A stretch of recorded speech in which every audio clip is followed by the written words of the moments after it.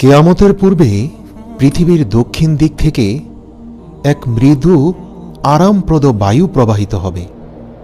এই বায়ু প্রবাহের ফলে কাফের মুশরিকরা শান্তি পেলেও সকল ঈমানদারদের বুকে এবং বগলে মারাত্মক ব্যথা সৃষ্টি হবে।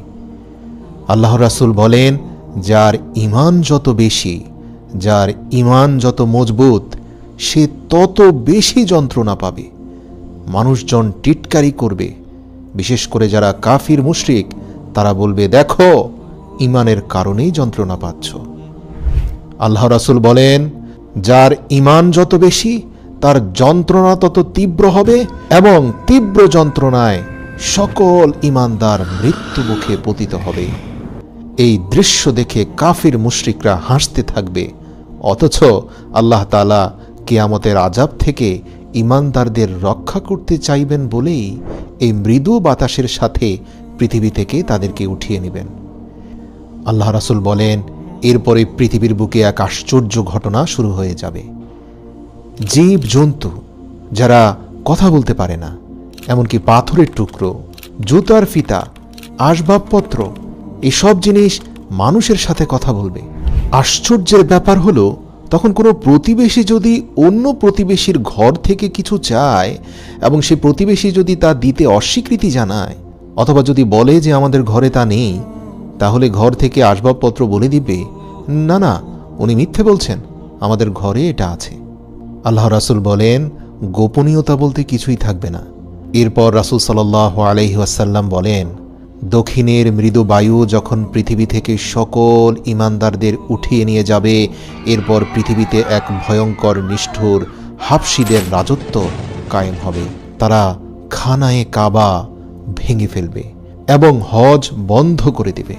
তখন মানুষের অন্তর এবং কোরআনের কাগজ থেকে কোরআন শরীফ উঠিয়ে নেওয়া হবে। যদি কোনো মানুষের হৃদয়ে কোনো কোরআনের আয়াত মুখস্থ থাকে, তা সে ভুলে যাবে। এমনকি কোরআন শরীফ খুলে দেখতে পাবে সেখানে শুধু খালি পাতা। এর কারণ দক্ষিণের মৃদু বাতাস সকল ঈমানদারদের উঠিয়ে নিয়েছে। এ পৃথিবীতে আর কোনো ঈমানদার নেই। যদি কেউ কোরআন মুখস্থ রেখেও থাকে, সে ঈমান না এনেই রেখেছিল। ঈমান এবং কোরআন উঠিয়ে নেওয়ার পর আল্লাহর স্মরণ ও আখিরাতের কথা আর কারো মনে কোনো দিন উদয় হবে না। যাদের হাতে দেশের শাসন ক্ষমতা থাকবে, তারা জনসাধারণের উপর ভীষণ অবিচার, অত্যাচার চালাতে থাকবে। মানুষ কথায় কথায় বিবাদে জড়িত হবে। পথে ঘাটে, উন্মুক্ত মাঠে, যেখানে সেখানে জেনা ব্যভিচার চলতে থাকবে। লজ্জা শরম বলতে কিছুই থাকবে না মানুষের। আইন কানুন বলতে কোনো কিছুর অস্তিত্ব থাকবে না। মানুষের অবাধ মেলামেশা অত্যাধিক বেড়ে গেলেও সন্তান উৎপাদনের হার একেবারেই কমে যাবে। রাসূল সাল্লাল্লাহু আলাইহি সাল্লাম বলেছেন, ওই সময় পর্যন্ত কিয়ামত হবে না যে পর্যন্ত পৃথিবীর বুকে আল্লাহর শব্দ উচ্চারণ করার মতো কেউই জীবিত থাকবে না। আপনি জেনে অবাক হবেন, শয়তানও তখন আফসোস করে বলবে, আহ, মানুষ কেন তাদের পূর্বপুরুষের ধর্ম মূর্তি পূজা ত্যাগ করল? অর্থাৎ সে সময় এক এবং অদ্বিতীয় আল্লাহর ইবাদত করা তো দূরের কথা, দেবদেবীর পূজা করার কথাও আর কারো মনে উদয় হবে না। আল্লাহর রাসূলের হাদিস থেকে এই বিষয়ে 100% নিশ্চিত হওয়া যায় যে কিয়ামতের সময় পৃথিবীতে কোনো মুশরিকও থাকবে না। মানে যারা আল্লাহকে মানে তার সাথে আবার মূর্তির পূজা করে অথবা কোনো নবীকে খোদা মানে, এরকম কোনো মুশরিক পৃথিবীতে থাকবে না। কিয়ামতের সময় যারা থাকবে তারা সবাই নাস্তিক হয়ে যাবে, অর্থাৎ তারা কোনো সৃষ্টিকর্তায় বিশ্বাসী নয়। দুনিয়ার অন্যান্য অংশের তুলনায় কিয়ামতের পূর্বে সিরিয়াতে কিছুটা শান্তি বজায় থাকবে। সেজন্য শান্তিপ্রিয় লোকজন সবাই সিরিয়ায় চলে যাবে। এখন যেমন ইউরোপ, আমেরিকা অনেক মানুষের জন্য পৃথিবীতে স্বপ্নের দেশ, তখন পুরো বিশ্ববাসীর জন্য সিরিয়া হবে স্বপ্নের দেশ। সবাই সিরিয়াতে গিয়ে একটু স্বস্তির নিঃশ্বাস ফেলতে চাইবে। এরই মধ্যে একদিন হঠাৎ জিলহজ মাসের 10 তারিখ দিবাগত রাতটি এত দীর্ঘ হবে যে শিশুরা নিদ্রা থেকে উঠে ছটপট করতে থাকবে। গরু, মহিষ, গৃহপালিত পশু মাঠে যাওয়ার জন্য অস্থির হয়ে চিৎকার শুরু করবে। মানুষ ভীত ও চিন্তিত হয়ে চিৎকার ও কোলাহল শুরু করে দিবে। অবশেষে 3 অথবা 4 দিবারাত্রি সমান সময় অতিবাহিত হওয়ার পর পশ্চিম দিক হতে সূর্য উদয় হবে। এ বিষয়ে আল্লাহ তাআলা পবিত্র কোরআনে সূরা নামলে বলেছেন, যখন কিয়ামতের ওয়াদা পূর্ণ করার সময় নিকটবর্তী হবে, আমি তখন দাব্বাতুল আরদ প্রকাশ করব। এটি এমন একটি প্রাণী, সে মানুষের সঙ্গে কথাবার্তা বলবে। এর শারীরিক গঠনের সাথে 7 প্রকারের প্রাণীর সামঞ্জস্য থাকবে। যেমন এর মুখমণ্ডল মানুষের মতো, পা উটের মতো, ঘাড় ঘোড়ার মতো, লেজ গরুর মতো, পাঁজর বাঘ এবং সিংহের মতো, শিং হরিণের মতো এবং হাত বানরের মতো হবে। পশ্চিম দিক হতে সূর্যোদয়ের পর এ নিয়ে মানুষের মধ্যে নানান ধরনের জল্পনা কল্পনা চলতে থাকবে। সে সময় একটা ভীষণ ভূমিকম্প হবে। ভূমিকম্পের ফলে মক্কায় সাফা পাহাড় ফেটে ভেতর হতে অদ্ভুত প্রাণী বের হয়ে আসবে। এই প্রাণী মানুষের সাথে অবিকল মানুষের মতোই কথা বলবে। তার এক হাতে হযরত মুসা আলাইহিসসালামের লাঠি এবং অপর হাতে হযরত সুলাইমান আলাইহিসসালামের আংটি থাকবে। প্রাণীটি এত দ্রুতগামী হবে যে তা মানুষের কল্পনার বাইরে। কোনো মানুষ বা তাগড়া ঘোড়া তো দূরের কথা, পৃথিবীর কোনো দ্রুতগামী যানবাহনের সাথেও তার তুলনা চলে না। এমনকি তার সামনে থেকে কেউ পালিয়েও যেতে পারবে না। সে প্রত্যেকটি মানুষের কপালে তার লাঠির দ্বারা একটি করে দাগ দেবে। প্রিয় দর্শক, ঈমানদারদের কপালে দাগ দেওয়ার সঙ্গে সঙ্গে তাদের চেহারা চাঁদের মতো উজ্জ্বল আলোকময় হবে এবং কাফের ও মুশরিকদের কপালে দাগ দেওয়ার সঙ্গে সঙ্গে তাদের চেহারা ভয়ানক কালো ও কুৎসিত হয়ে যাবে। সে অতি অল্প সময়ের মধ্যে প্রত্যেকটি মানুষের কপালে একটি করে দাগ দিয়ে যাবে, যার ফলে দুনিয়ার যাবতীয় মানুষ ঈমানদার ও বেঈমান এই দুটি শ্রেণীতে বিভক্ত হয়ে যাবে। মূলত এ ঘটনাটি পৃথিবীতে দক্ষিণাস্যেই মৃদু বাতাস আসার পূর্বে ঘটবে। এরপরের ঘটনা তো আমরা জানি। দক্ষিণ দিক হতে বায়ু প্রবাহিত হয়ে দাব্বাতুল আরদ, যাদের কপালে ঈমানদার লিখে গিয়েছিল, যাদের চেহারা নুরানি হয়ে গিয়েছিল, দক্ষিণা বাতাসে এরা প্রত্যেকে যন্ত্রণায় ছটপট করতে করতে এই ভয়ঙ্কর পৃথিবী থেকে শান্তিপূর্ণভাবে বিদায় নেবে।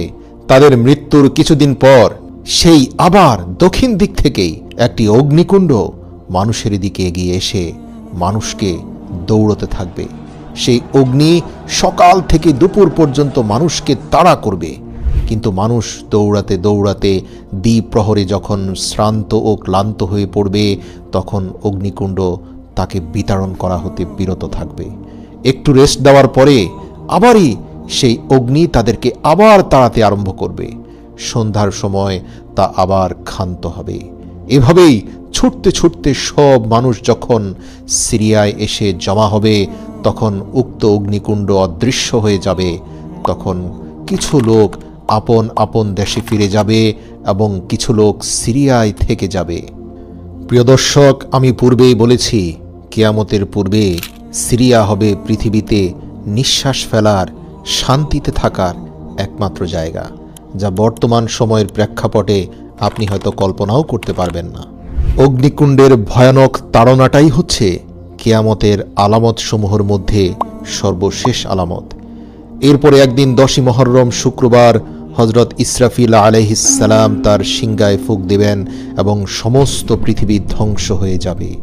এ সম্পর্কে আল্লাহ তাআলা তার পবিত্র কালাম কোরআনে মাজিদে ঘোষণা করেছেন, যখন সিংগায় ফুঁক দেয়া হবে তখন আসমান ও জমিনে যা কিছু আছে সবই ধ্বংস হয়ে যাবে, কিন্তু আল্লাহ যাকে ইচ্ছে করেন শুধু তাকেই জীবিত রাখবেন। হাদিস শরীফে বর্ণিত আছে, ইসরাফিল ফেরেশতা সিংগায় মুখ লাগিয়ে আল্লাহ তাআলার আদেশের প্রতীক্ষায় আছেন এখনো। যেই মাত্র আল্লাহর আদেশ হবে তৎক্ষণাৎ সে সিংগায় ফুঁক প্রদান করবে। এই সম্বন্ধে হযরত রাসূল সাল্লাল্লাহু আলাইহি ওয়াসাল্লাম বলেছেন, আল্লাহ পাকের হাতে আমার জান, আমি তার কসম করে বলছি, যেদিন ইসরাফিল সিংগায় ফুঁক প্রদান করবে তখনই কিয়ামত আরম্ভ হয়ে যাবে। সে সময় যে ব্যক্তি খাদ্য মুখে দিয়েছে সে তা গিলতে পারবে না, যে কাপড় পরতে আরম্ভ করেছে সে তা শেষ করার সময় পাবে না। ইতিমধ্যে সকলে অজ্ঞান হয়ে পড়ে যাবে। ইসরাফিল আলাইহিসসালাম সিংগায় ফুঁক দেয়া মাত্র সারা দুনিয়াব্যাপী এক মহা হুলস্থুল পড়ে যাবে।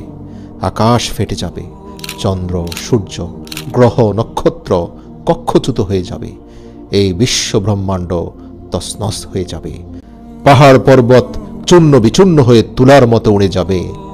নদ নদী এবং সমুদ্র শুকিয়ে যাবে। এই ঘটনার বর্ণনা দিতে গিয়ে পবিত্র কোরআনের সূরা জিলজালে আল্লাহ তাআলা হৃদয় কাঁপানো কিছু কথা বলেছেন। আল্লাহ বলেন, ইযা জুলজিলাতিল আরদু জিলজালাহা, যখন প্রচণ্ড কম্পনে এই জমিন কম্পিত হবে।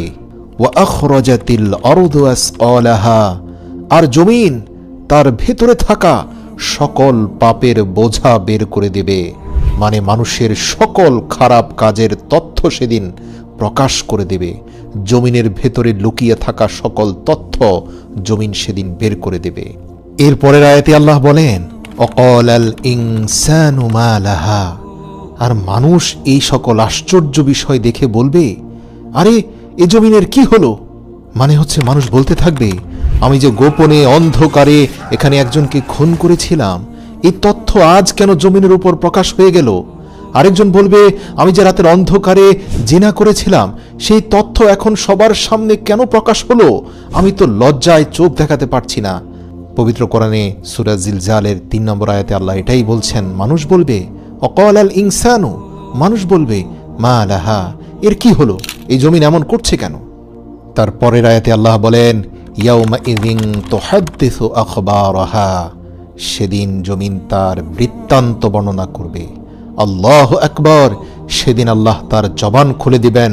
সে প্রকাশ করে দেবে যা কিছু আপনি এই জমিনের মধ্যে গেড়ে দিয়েছিলেন, ভেবেছিলেন কেউ জানবে না, কোনোদিন কারো কানে পৌঁছাবে না। কিন্তু না, জমিন সকল তথ্য সংরক্ষণ করে রেখেছে। এটাও আল্লাহর মাখলুক, এখান থেকে গোপনের কোনো সুযোগ নেই। তারপরের আয়াতে আল্লাহ বলেন, বিআন্না রাব্বাকা আওহা লাহা, যেহেতু তোমার রব তাকে নির্দেশ দিয়েছেন, তাই সে অবশ্যই সব প্রকাশ করবে। তারপরের আয়াতে আল্লাহ বলেন, ইয়াউমাইযিন ইয়াসদুরুন নাসু আশতাতাল লিউরাউ আমালাহুম, সেদিন মানুষ বিক্ষিপ্তভাবে বের হয়ে আসবে যাতে দেখানো যায় তাদেরকে নিজের কৃতকর্ম। তারপরের আয়াতে আল্লাহ বলেন, ফামান ইয়ামাল মিসকালা যাররাতিন খায়রান ইয়ারাহ, অতএব সেদিন কেউ যদি অনুপরিমাণ ভালো কাজও করে, তাও সে নিজের চোখে স্পষ্ট দেখতে পাবে। অর্থাৎ রাস্তা থেকে একটা খারাপ বস্তু সরিয়ে দিয়ে ভেবেছিল, আরে এটা তো একদম তুচ্ছ মাত্রার একটা ভালো কাজ, এই কাজের ফলাফল আর আল্লাহ কি দিবেন? কিন্তু আল্লাহ সেদিন এই তথ্যটাও তার সামনে প্রকাশ করে বলবেন, হ্যাঁ, একদিন তুমি পা দিয়ে ধাক্কা দিয়েও অন্তত রাস্তা থেকে খারাপ জিনিস সরিয়ে দিয়েছিলে, যা তোমার প্রতিবেশীর উপকারে এসেছে। আজ দেখো তোমার আমলনামায় সেই তথ্যটি রয়েছে। আল্লাহু আকবার। এর পরের আয়াতে আল্লাহ আবার বলেন, ওয়ামান ইয়ামাল মিসকালা যাররাতিন শাররান ইয়ারাহ, আর কেউ অনুপরিমাণ খারাপ কাজ করলেও তা সে দেখতে পাবে। সে ভেবেছিল দুর্বলদের ধমক দিয়ে কথা বললে কি হয়, ঘরের বুয়ার সাথে ধমক দিয়ে কথা বলাটা বড় কোনো অপরাধ নয়। কিন্তু আমলনামায় যখন দেখতে পাবে তার একটা ধমকও উঠে আছে, সে তখন আশ্চর্য হয়ে যাবে। আল্লাহু আকবার। মহান আল্লাহ বলেন, গর্ভবতী স্ত্রী লোকদের গর্ভপাত হয়ে যাবে, ভয়ে বালক বালিকারা বৃদ্ধের ন্যায় হয়ে যাবে। সেই সময় পাপাত্মা শয়তান দুনিয়ার এক প্রান্ত হতে অপর প্রান্ত পর্যন্ত দৌড়াদৌড়ি করতে থাকবে। সে যে আদমকে পথভ্রষ্ট করে হাজার লক্ষ বছর পূর্বে জান্নাত থেকে বিতাড়িত হয়েছিল, আজ সে আল্লাহর ওয়াদা সত্য দেখতে পাচ্ছে, তাই তার হুঁশ নেই, কিন্তু কোথাও পালাবার স্থান নেই। মানব দানব জিন পরী পশু পক্ষী সমস্ত জীবজন্তু অজ্ঞান হয়ে যাবে। অবশেষে সকলেই মৃত্যুমুখে পতিত হবে। ভীষণ ভূমিকম্পে সমস্ত দুনিয়ার মাটি ওলট পালট হয়ে যাবে। এমনকি উপরের মাটি 40 গজ নিচে চলে যাবে এবং জমিনের 40 গজ নিচের মাটি উপরে উঠে চলে আসবে। সেই সঙ্গে দুনিয়ার যাবতীয় জীবজন্তুর মৃতদেহ, গাছপালা, বাড়িঘর, দালান কোঠা, এক কথায় দুনিয়ার প্রত্যেকটি জিনিস মাটির ভেতরে ঢুকে যাবে। সমগ্র দুনিয়ার গাছপালা, তরুলতা, পাহাড় পর্বত সবকিছু এক বিশাল সমতল মরুভূমিতে পরিণত হবে। সমগ্র দুনিয়ার কোথাও একটি প্রাণী, এক বিন্দু ছায়া, এক ফোঁটা পানি থাকবে না। তখন পর্যন্ত আল্লাহ পাকের আরশ 8 জন ফেরেশতা বহন করবেন। হযরত জিবরাইল, হযরত মিকাইল, হযরত ইসরাফিল, হযরত আজরাইল আলাইহিসসালাম এবং পাপাত্তা শয়তান জীবিত থাকবে। অতঃপর আল্লাহ তাআলা মালায়েকুল মাউতকে বলবেন, হে আজরাইল, আমি দুনিয়াতে যত সংখ্যক প্রাণী সৃষ্টি করেছি ঠিক তত সংখ্যক তোমার সাহায্যকারী ফেরেশতা সৃষ্টি করেছি। তাই আজ তুমি তোমার চূড়ান্ত সেই কাজটি সম্পন্ন করো। তুমি তোমার সাহায্যকারী ফেরেশতাদেরকে নিয়ে যাও, পাপাত্তা শয়তানের জান কবজ করো। দুনিয়া সৃষ্টির প্রারম্ভ হতে কিয়ামত পর্যন্ত যাবতীয় জীবের জান কবজ করতে তুমি যে পরিমাণ কষ্ট দিয়েছ, তার চেয়ে 4 গুণ বেশি কষ্ট দিয়ে আজ শয়তানের প্রাণ বের করে নিয়ে আসো। আল্লাহর আদেশে মালায়েকুল মাউত এমন ভীষণ অগ্নিমূর্তি ধারণ করবেন যে তার সেই মূর্তি দর্শন করা মাত্রই দুনিয়ার যে কোনো জিন, মানব বা দৈত্য দানব মৃত্যু মুখে পতিত হতো। মালায়েকুল মাউত জাহান্নাম হতে 70,000 অগ্নিময় শিকল সহ লক্ষ লক্ষ ফেরেশতা সঙ্গে নিয়ে পাপাত্তা শয়তানের জান কবজ করতে রওনা হবেন। শয়তান মালায়েকুল মাউতকে দেখা মাত্র দৌড়ে পালানোর চেষ্টা করবে।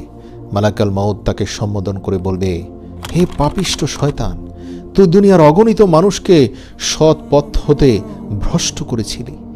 আজ তোকে তোর সেই কৃত কাজের ফল ভোগ করতেই হবে। একথা শুনে সে দুনিয়ার এক প্রান্ত হতে অপর প্রান্ত পর্যন্ত সারা দুনিয়ায় ছোটাছুটি করতে থাকবে, কিন্তু তার এরিয়ার বাইরে যাওয়ার সক্ষমতা তো তার নেই। মালায়েকুল মাউত তার দলবল সহ তাকে কয়েক দফা ধাওয়া করতে থাকবেন। পাপাত্তা শয়তান অবশেষে শ্রান্ত ও ক্লান্ত হয়ে হযরত আদম আলাইহিসসালামের নিকট এসে দাঁড়িয়ে বলতে থাকবে, হে আদম, তোমারই জন্য আজ আমি মহাপাপী, তোমারই জন্য আমার এই দুর্দশা। এই কথা বলতে না বলতেই মালায়েকুল মাউত দলবল সহ সেখানে উপস্থিত হয়ে শয়তানকে বন্দী করে ফেলবে এবং জাহান্নাম হতে আনিত অগ্নির পেয়ালা পান করাবেন জবরদস্তি করে। সেই অগ্নি পেয়ালা পান করা মাত্রই শয়তান এমন ভীষণ শব্দে একটি চিৎকার করে উঠবে যে সেই সময়ে দুনিয়ার জিন, মানব যদি কেউ থাকতো তাহলে শয়তানের এই চিৎকারই তাদের মৃত্যুর জন্য যথেষ্ট হতো। মালায়েকুল মাউত অত্যন্ত কঠোর শাস্তি দিয়ে ইবলিসের জান কবজ করবে। এরপর মালায়েকুল মাউত একে একে যাবতীয় ফেরেশতার জান কবজ করবেন। তখন আল্লাহ তাআলা জিজ্ঞেস করবেন, হে আজরাইল, এখন আমার সৃষ্টির মধ্যে কে আছে? মালায়েকুল মাউত উত্তরে বলবে, হে পরওয়ারদিগার, আপনি চিরজীবী, আপনি আছেন এবং আপনি থাকবেন। তাছাড়া আপনার একমাত্র গুনাহগার বান্দা এই আমি জীবিত আছি। তখন আল্লাহ তাআলা বলবেন, হে আজরাইল, নিশ্চয়ই তুইও আমার এক মাখলুক, আর তুই তো জানিস প্রত্যেক প্রাণীকে মৃত্যুর স্বাদ গ্রহণ করতে হবে। আমার এই বাণী কি তুই শুনেছিস? আজরাইল মাথা নেড়ে কাঁদতে কাঁদতে বলবে, হে আল্লাহ, আমি অবশ্যই শুনেছি। অতএব আল্লাহ নির্দেশ দিবেন, অতএব এখন নিজ হাতে নিজের জান কবজ কর। তখন মালায়েকুল মাউত নিজ হাতে নিজের জান কবজ করে মৃত্যু মুখে পতিত হবে। অতঃপর 40,000 বৎসর পর্যন্ত এক আল্লাহ ব্যতীত আর কোনো কিছুরই অস্তিত্ব থাকবে না। তখন আল্লাহ তাআলা আসমান ও জমিনকে সম্বোধন করে বলবেন, এখন আসমান ও জমিনে কার বাদশাহী? যারা ক্ষমতা ও ধনের গর্বে গর্বিত হয়ে ধরাকে সরা জ্ঞান করত, যারা আমার রাজ্যে বসবাস করে আমার নিয়ামত উপভোগ করে আমারই বিরুদ্ধচারণ করত, তারা আজ কোথায়? যখন কেউই এর কোনো উত্তর প্রদান করবে না, তখন আল্লাহ তাআলা পুনরায় বলবেন, আজ কেউ নেই আমার বিরুদ্ধচারণ করার জন্য, আজ কেউ নেই, কেউ নেই আমার নাফরমানি করার জন্য। বিশ্বজগৎ একমাত্র আমারই রাজ্য, আর আমি এর একমাত্র সার্বভৌম প্রভু। আমরা সকলেই জানি হযরত ইসরাফিল আলাইহিসসালাম দ্বিতীয়বার সিংগায় ফুৎকার দেওয়ার পর সকল মৃত মানুষ পুনরায় আবার কবর থেকে জেগে উঠবে। এখন প্রশ্ন হলো, হযরত ইসরাফিল আলাইহিসসালামের 2 ফুৎকারের মাঝে সময়ের ব্যবধান কত হবে? রাসূল সাল্লাল্লাহু আলাইহি ওয়াসাল্লাম বলেন, অতঃপর আল্লাহ আকাশ থেকে বৃষ্টি বর্ষণ করবেন। তখন মানুষ উদ্ভিদের ন্যায় বের হতে থাকবে, ঠিক যেমন আকাশ থেকে বৃষ্টি বর্ষণের পর শক্ত ভূমির মধ্যে সবুজ ঘাস জন্ম নেয়। হাদিসে এসেছে, পৃথিবীর প্রত্যেকটি মানুষের পশ্চাদাংশের একটি পুচ্ছের হাড় আল্লাহ তাআলা সর্বপ্রথম তৈরি করবেন মাটির ভেতরে। ওই একটি হাড় ছাড়া সমস্ত শরীরের অস্তিত্ব কিন্তু তখনও ফিরে আসবে না, আর তা থেকেই আবার কিয়ামতের দিন মানুষকে সৃষ্টি করা হবে। বুখারী 4935 নম্বর হাদিস। মৃত্যুর পর পুনরুত্থানে বিশ্বাস রাখা ঈমানের অন্যতম মৌলিক বিষয়। মৃত্যু যেমন সত্য, মৃত্যুর পর পুনরুত্থানও ঠিক এমনই সত্য। মহান আল্লাহ তার স্বীয় কুদরত ব্যবহার করে ছিন্ন ভিন্ন মৃত সব শরীর একত্র করবেন। পৃথিবীতে যদি কাউকে বাঘে খেয়ে ফেলে, অথবা সে যদি পানিতে ডুবে মরে যায়, অথবা আগুনে পুড়ে মরে গেলেও দেখা যাবে কিয়ামতের দিন সে একদম সুস্থ সবল হয়ে ফিরে আসবে। এই সব কিছুর পুনরুত্থান ঘটাবেন মহান আল্লাহ। এ বিষয়ে পবিত্র কোরআনে কাফের মুশরিকদের একটি প্রশ্নের উত্তর আল্লাহ দিয়েছেন। সেখানে কাফের মুশরিকরা বলে, আমরা মরে যাওয়ার পর আমাদের হাড়গুলো যখন পচে গলে যাবে তখনও কি আমাদের পুনরুত্থিত করা হবে? এ তো অসম্ভব বিষয়। আল্লাহ তাআলা বলেন, হে রাসূল, আপনি বলে দিন, হ্যাঁ, তিনি তোমাদের পুনরায় প্রাণ সঞ্চার করবেন, তোমাদের দেহের আকৃতি দান করবেন, যিনি প্রথম তোমাদের সৃষ্টি করেছেন। একবার ভেবে দেখো, তার জন্য কি এটা একান্তই সহজ নয়, যিনি তোমাদের অস্তিত্বহীন থেকে অস্তিত্ব দান করেছেন? সুবহানাল্লাহ। প্রিয় দর্শক, এখানে আল্লাহ রাব্বুল আলামিনের যুক্তি অকাট্য সত্য, যে আল্লাহ অস্তিত্বহীনতা থেকে আমাদের অস্তিত্ব দিয়েছেন, তিনি কি মৃত হয়ে আমাদের হাড়গোড় মাটিতে মিশে যাওয়ার পর সেখান থেকে পুনরায় উত্থিত করতে পারবেন না? এটা কি আরো সহজ নয়? আল্লাহু আকবার। সূরা জুমারের 68 নম্বর আয়াতে আল্লাহ তাআলা বলেন, সিংগায় ফুৎকার দেওয়া হবে, ফলে যাদেরকে আল্লাহ ইচ্ছা করেন তারা ব্যতীত আকাশমণ্ডলী ও পৃথিবীর সকলে আশ্চর্য হয়ে পড়বে। অতঃপর আবার সিংগায় ফুৎকার দেওয়া হবে, তৎক্ষণাৎ তারা কবর থেকে সোজা হয়ে দাঁড়িয়ে যাবে। ইরশাদ হয়েছে, কাফেররা ধারণা করে যে তারা কখনোই পুনরুত্থিত হবে না। বলো, নিশ্চয়ই হবে, আমার প্রতিপালকের শপথ, তোমরা অবশ্যই পুনরুত্থিত হবে। অতঃপর তোমরা যা যা করেছ এই দুনিয়াতে সে সব কিছু সেখানে তোমরা দেখতে পাবে। এটা আল্লাহর পক্ষে সহজ। সূরা তাগাবুন আয়াত নম্বর 7। সূরা বনী ইসরাইলের 49 থেকে 51 নম্বর আয়াতে আল্লাহ বলেন, তারা বলে, আমরা অস্থিতে পরিণত ও চূর্ণ বিচূর্ণ হলেও কি নতুন রূপে উত্থিত হব? হে রাসূল, বলে দাও, তোমরা হয়ে যাও, তোমরা চূর্ণ বিচূর্ণ হও, অথবা পাথর বা লোহা হও, অথবা এমন কিছু যা তোমাদের ধারণায় খুবই কঠিন, অবশ্যই আমি তোমাদের পুনরুত্থিত করব। বলে দাও, তিনি তোমাদের পুনরুত্থিত করবেন যিনি তোমাদের প্রথমবার সৃষ্টি করেছেন। অতঃপর তারা তোমার সামনে মাথা নাড়বে এবং বলবে, তা কবে হবে? হে রাসূল, বলো, সম্ভবত তা শীঘ্রই হবে। পুনরুত্থান পর্বে প্রথম যে কবরটি ফেটে যাবে সেটি হলো পৃথিবীর শ্রেষ্ঠ মানব মহানবী সাল্লাল্লাহু আলাইহি ওয়াসাল্লামের কবর। হাদিসে এসেছে, কিয়ামত দিবসে মানুষ অজ্ঞান হয়ে পড়বে এবং সর্বাগ্রে জমিন ফেটে যাবে। অন্য হাদিসে এসেছে, আল্লাহর রাসূল বলেছেন, কিয়ামত দিবসে সকল মানুষ অজ্ঞান হয়ে পড়বে এবং আমি সর্বপ্রথম জ্ঞান ফিরে পাব। সুবহানাল্লাহ। মানুষ ও জিন জাতির জন্য পুনরুত্থান হবে অনেক ভয় ও উৎকণ্ঠা। নবী রাসূলরাও সেদিন ইয়া নাফসি ইয়া নাফসি বলতে থাকবে। আল্লাহ বলেন, যখন সিংগায় ফুৎকার দেওয়া হবে তখন তারা কবর হতে ছুটে আসবে তাদের প্রতিপালকের দিকে। তারা বলবে, হায় দুর্ভোগ আমাদের, কে আমাদের নিদ্রাস্থল থেকে উঠালো? দয়াময় আল্লাহ তো এরই প্রতিশ্রুতি দিয়েছিলেন এবং রাসূলরা সত্যই বলেছিলেন, এটা হবে কেবল এক মহানাদ। তখনই তাদের সবাইকে উপস্থিত করা হবে আমার সামনে, ইচ্ছায় হোক বা অনিচ্ছায়। সূরা ইয়াসিন আয়াত 51 থেকে 53। অনেক মানুষ সেদিন বিক্ষিপ্ত পঙ্গপালের ন্যায় উত্থিত হবে, অর্থাৎ তাদের অবস্থা এমন হবে যে উঠে তারা এদিক সেদিক দৌড়াদৌড়ি করে পালাতে চাইবে।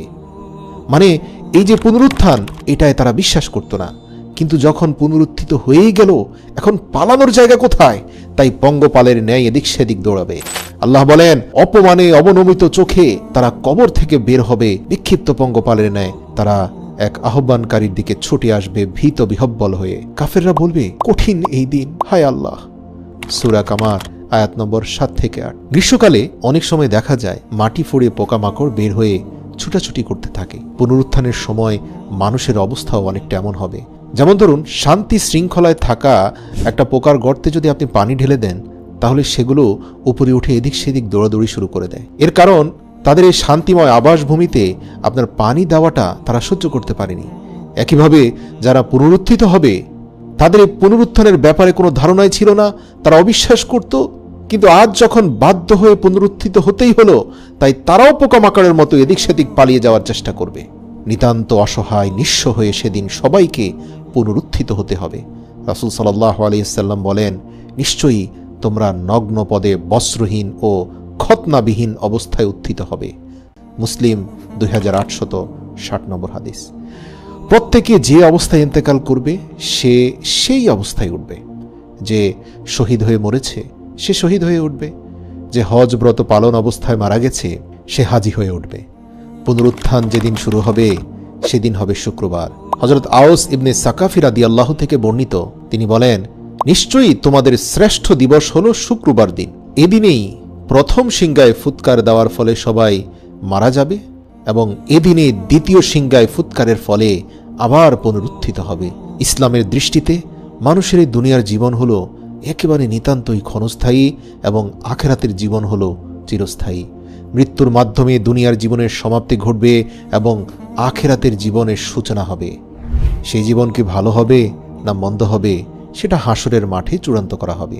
যেমন আল্লাহ তাআলা বলেন, প্রত্যেক প্রাণীকে মৃত্যুর স্বাদ গ্রহণ করতে হবে, আর অবশ্যই কিয়ামতের দিন তোমাদেরকে পরিপূর্ণভাবে তার প্রতিদান দেওয়া হবে।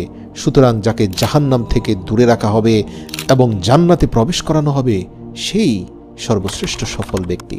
হাসরের মাঠের ভয়াবহতা কেমন হবে, সর্বপ্রথম কোন কাজের হিসাব গ্রহণ করা হবে, কি কি জিজ্ঞেস করা হবে, তা আমাদের জানা জরুরি। মানব জীবনের অনিবার্য অংশ হলো হাসরের মাঠে চূড়ান্ত হিসাব নিকাশের জন্য উপস্থিত হওয়া। কেননা এই দিনের প্রাপ্ত ফলাফলের ভিত্তিতে মানুষের আখিরাতের জীবন কেমন হবে তা নির্ধারণ করা হবে।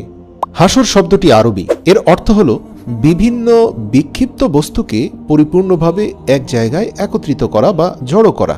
অর্থাৎ বিভিন্ন স্থানে নানান জায়গায় ছড়িয়ে ছিটিয়ে যদি কিছু থাকে, সেগুলোকে এক জায়গায় সবগুলোকে স্তূপ করলে সেটাকে হাসর বলা হয়। যেহেতু আল্লাহ পৃথিবী জুড়ে ছড়িয়ে ছিটিয়ে থাকা সব মানুষকে হাসরের মাঠে একত্রিত করবেন একটা নির্দিষ্ট স্থানে, কোনো মানুষ এবং প্রাণী সেখান থেকে বাদ পড়বে না, তাই এটাকে হাসরের মাঠ বলা হয়।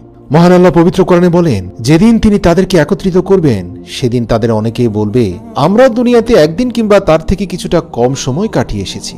এমনকি তারা পরস্পরকে চিনতে পারবে। যারা আল্লাহর সাক্ষাৎকে অস্বীকার করত তারা ক্ষতিগ্রস্ত হয়েছে এবং তারা কখনোই সঠিক পথ প্রাপ্ত ছিল না।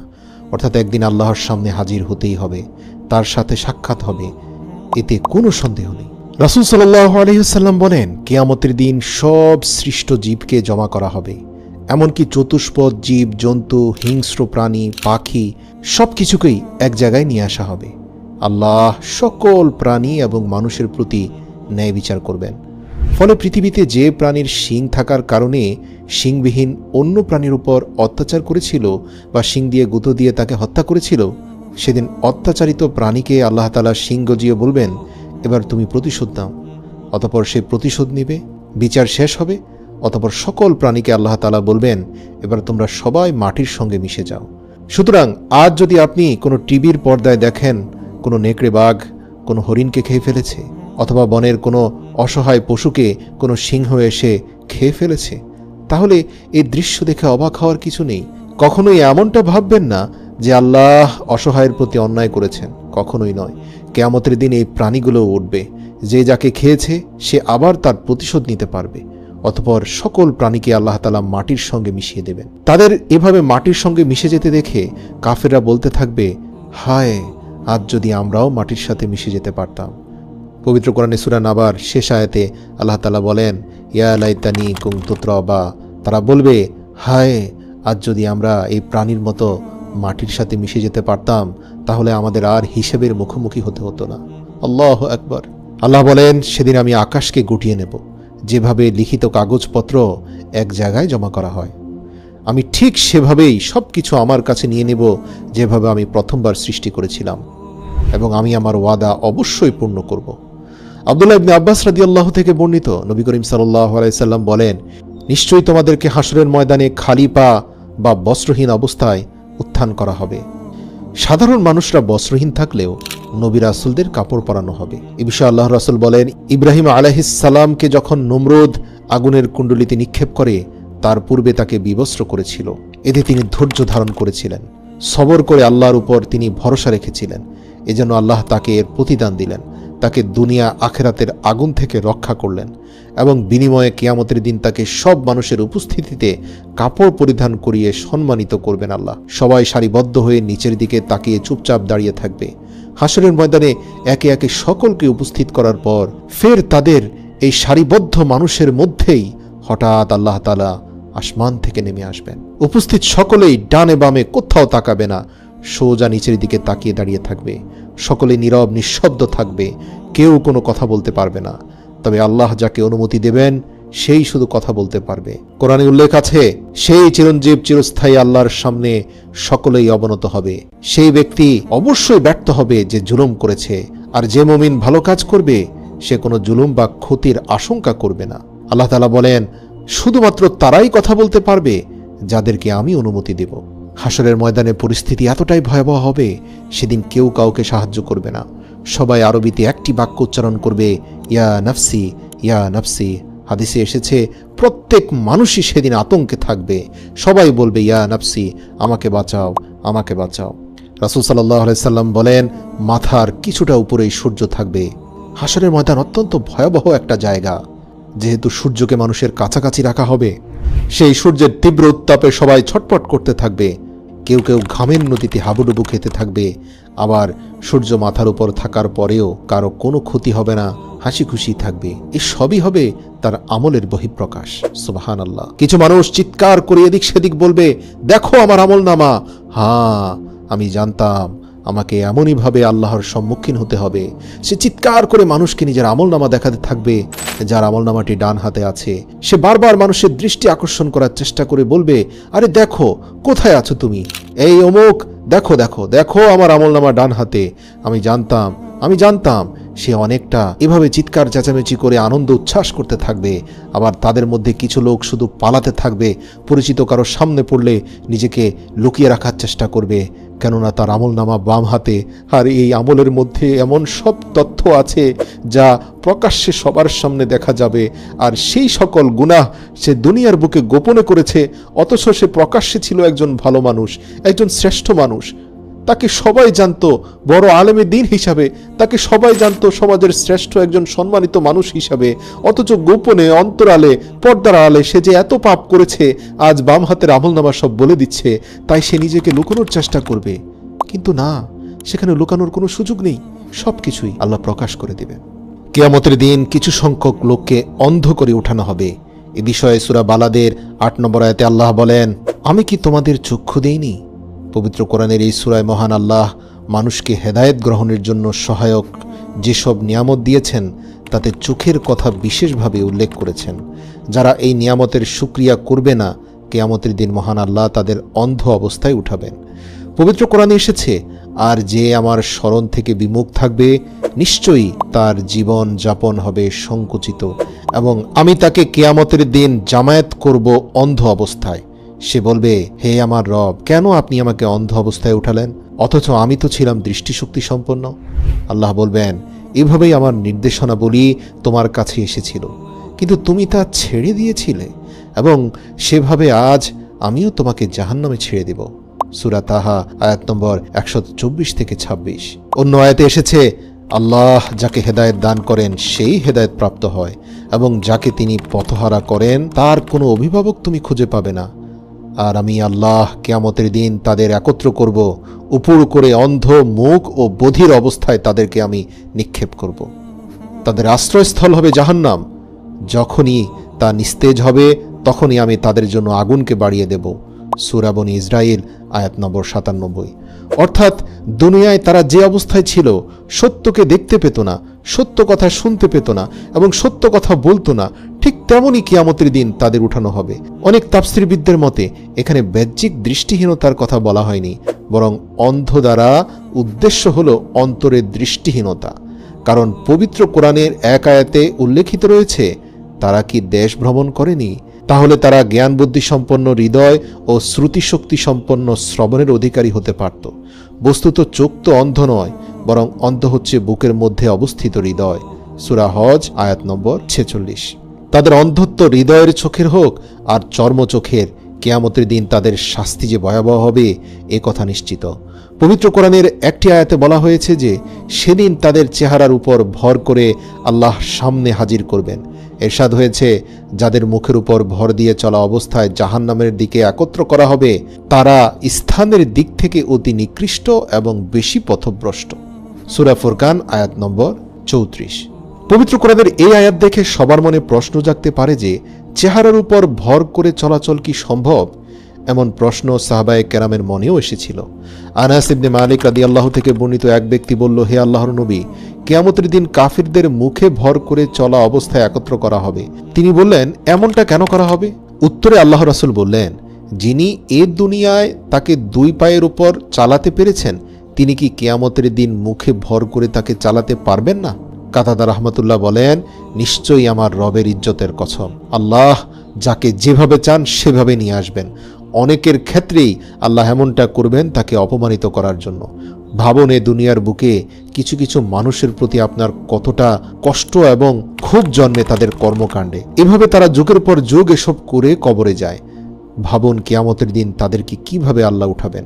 আল্লাহ রাসূল বলেন, কিয়ামতের দিন 5টি প্রশ্নের উত্তর না দিয়ে কেউ সামনে অগ্রসর হতে পারবে না।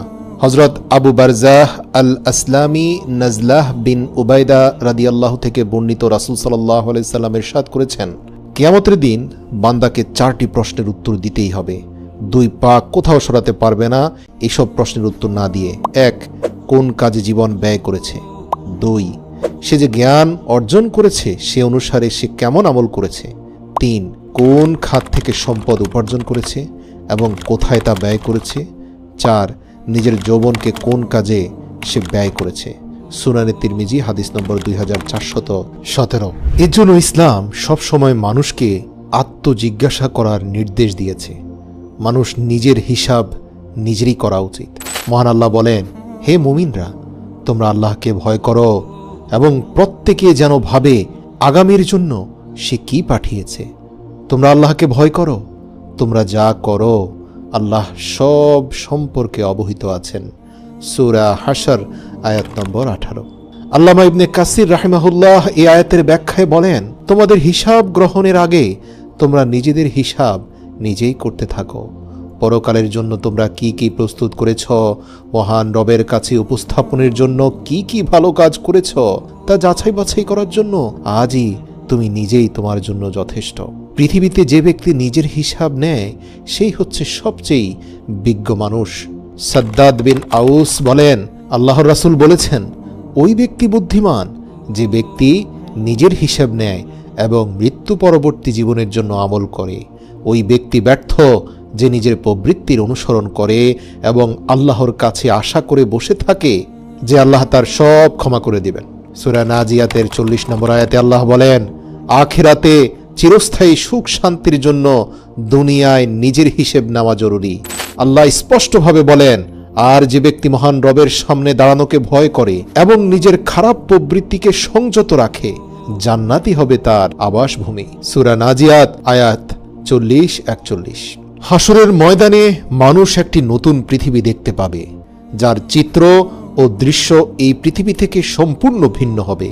মহান আল্লাহ তাআলা সূরা ইব্রাহিমের 48 নম্বর আয়াতে বলেন, যেদিন এই পৃথিবী পরিবর্তিত হয়ে অন্য পৃথিবী হবে এবং আকাশও পরিবর্তিত হবে আর মানুষ উপস্থিত হবে আল্লাহর সামনে, যিনি এক পরাক্রমশালী। ওলামায়ে কেরামগণ বলেন, এই আয়াতের ব্যাখ্যা হচ্ছে গোটা ভূপৃষ্ঠ একটি সমতল ভূমিতে পরিণত করে দেওয়া হবে। এতে কোনো গৃহের ও বৃক্ষের আড়াল থাকবে না, পাহাড় টিলা গর্ত গভীরতা কিছুই থাকবে না। এ বিষয়ে পবিত্র কোরআনে এসেছে, অতঃপর পৃথিবীকে মসৃণ সমতল ভূমিতে রূপান্তর করা হবে, তুমি তাতে মোড় ও টিলা দেখতে পাবে না। সূরা তাহা আয়াত নম্বর 106। কিয়ামতের দিন জমিনের সব স্বচ্ছ ও পরিষ্কার হয়ে যাবে। সাহল ইবনে সাইদ রাদিয়াল্লাহু থেকে বর্ণিত, আল্লাহর রাসূল বলেছেন, কিয়ামতের দিন মানুষকে সাদা ধবধবে রুটির মতো জমিনের উপর একত্র করা হবে। অন্য বর্ণনায় এসেছে, সেখানে কারো কোনো পরিচয়ের পতাকা থাকবে না। কি বাংলাদেশি, কি পাকিস্তানি, কি ভারতীয়, কি আমেরিকান, কি ইউরোপিয়ান, সবই তো আল্লাহর বান্দা। পরিচয় একটাই, আশরাফুল মাখলুকাত, আল্লাহর বান্দা। কিন্তু এই সমতল ভূমির মধ্যে প্রত্যেকটি বান্দার জন্য সর্বশ্রেষ্ঠ পরীক্ষা হবে পুলসিরাত। হাসরের মাঠ থেকে বের হয়ে গন্তব্যে যেতে একটি পুল স্থাপন করা হবে। এই পুরো সমতল ভূমিতে সবচেয়ে বড় পরীক্ষাটি হবে এই পুল। আরবিতে পুলকে বলা হয় সিরাত। সিরাত হাসরের ময়দান থেকে জাহান্নামের উপর দিয়ে জান্নাত পর্যন্ত বিস্তৃত থাকবে এবং অনেক ভয়ঙ্কর হবে। মানুষকে তার নিজ নিজ আমলনামা নিয়ে এই পোলের উপর দিয়ে যেতে হবে। ফেরেশতারা আল্লাহর নির্দেশে সকল মানুষকে এই পোল পার হওয়ার নির্দেশ দিয়ে দেবেন।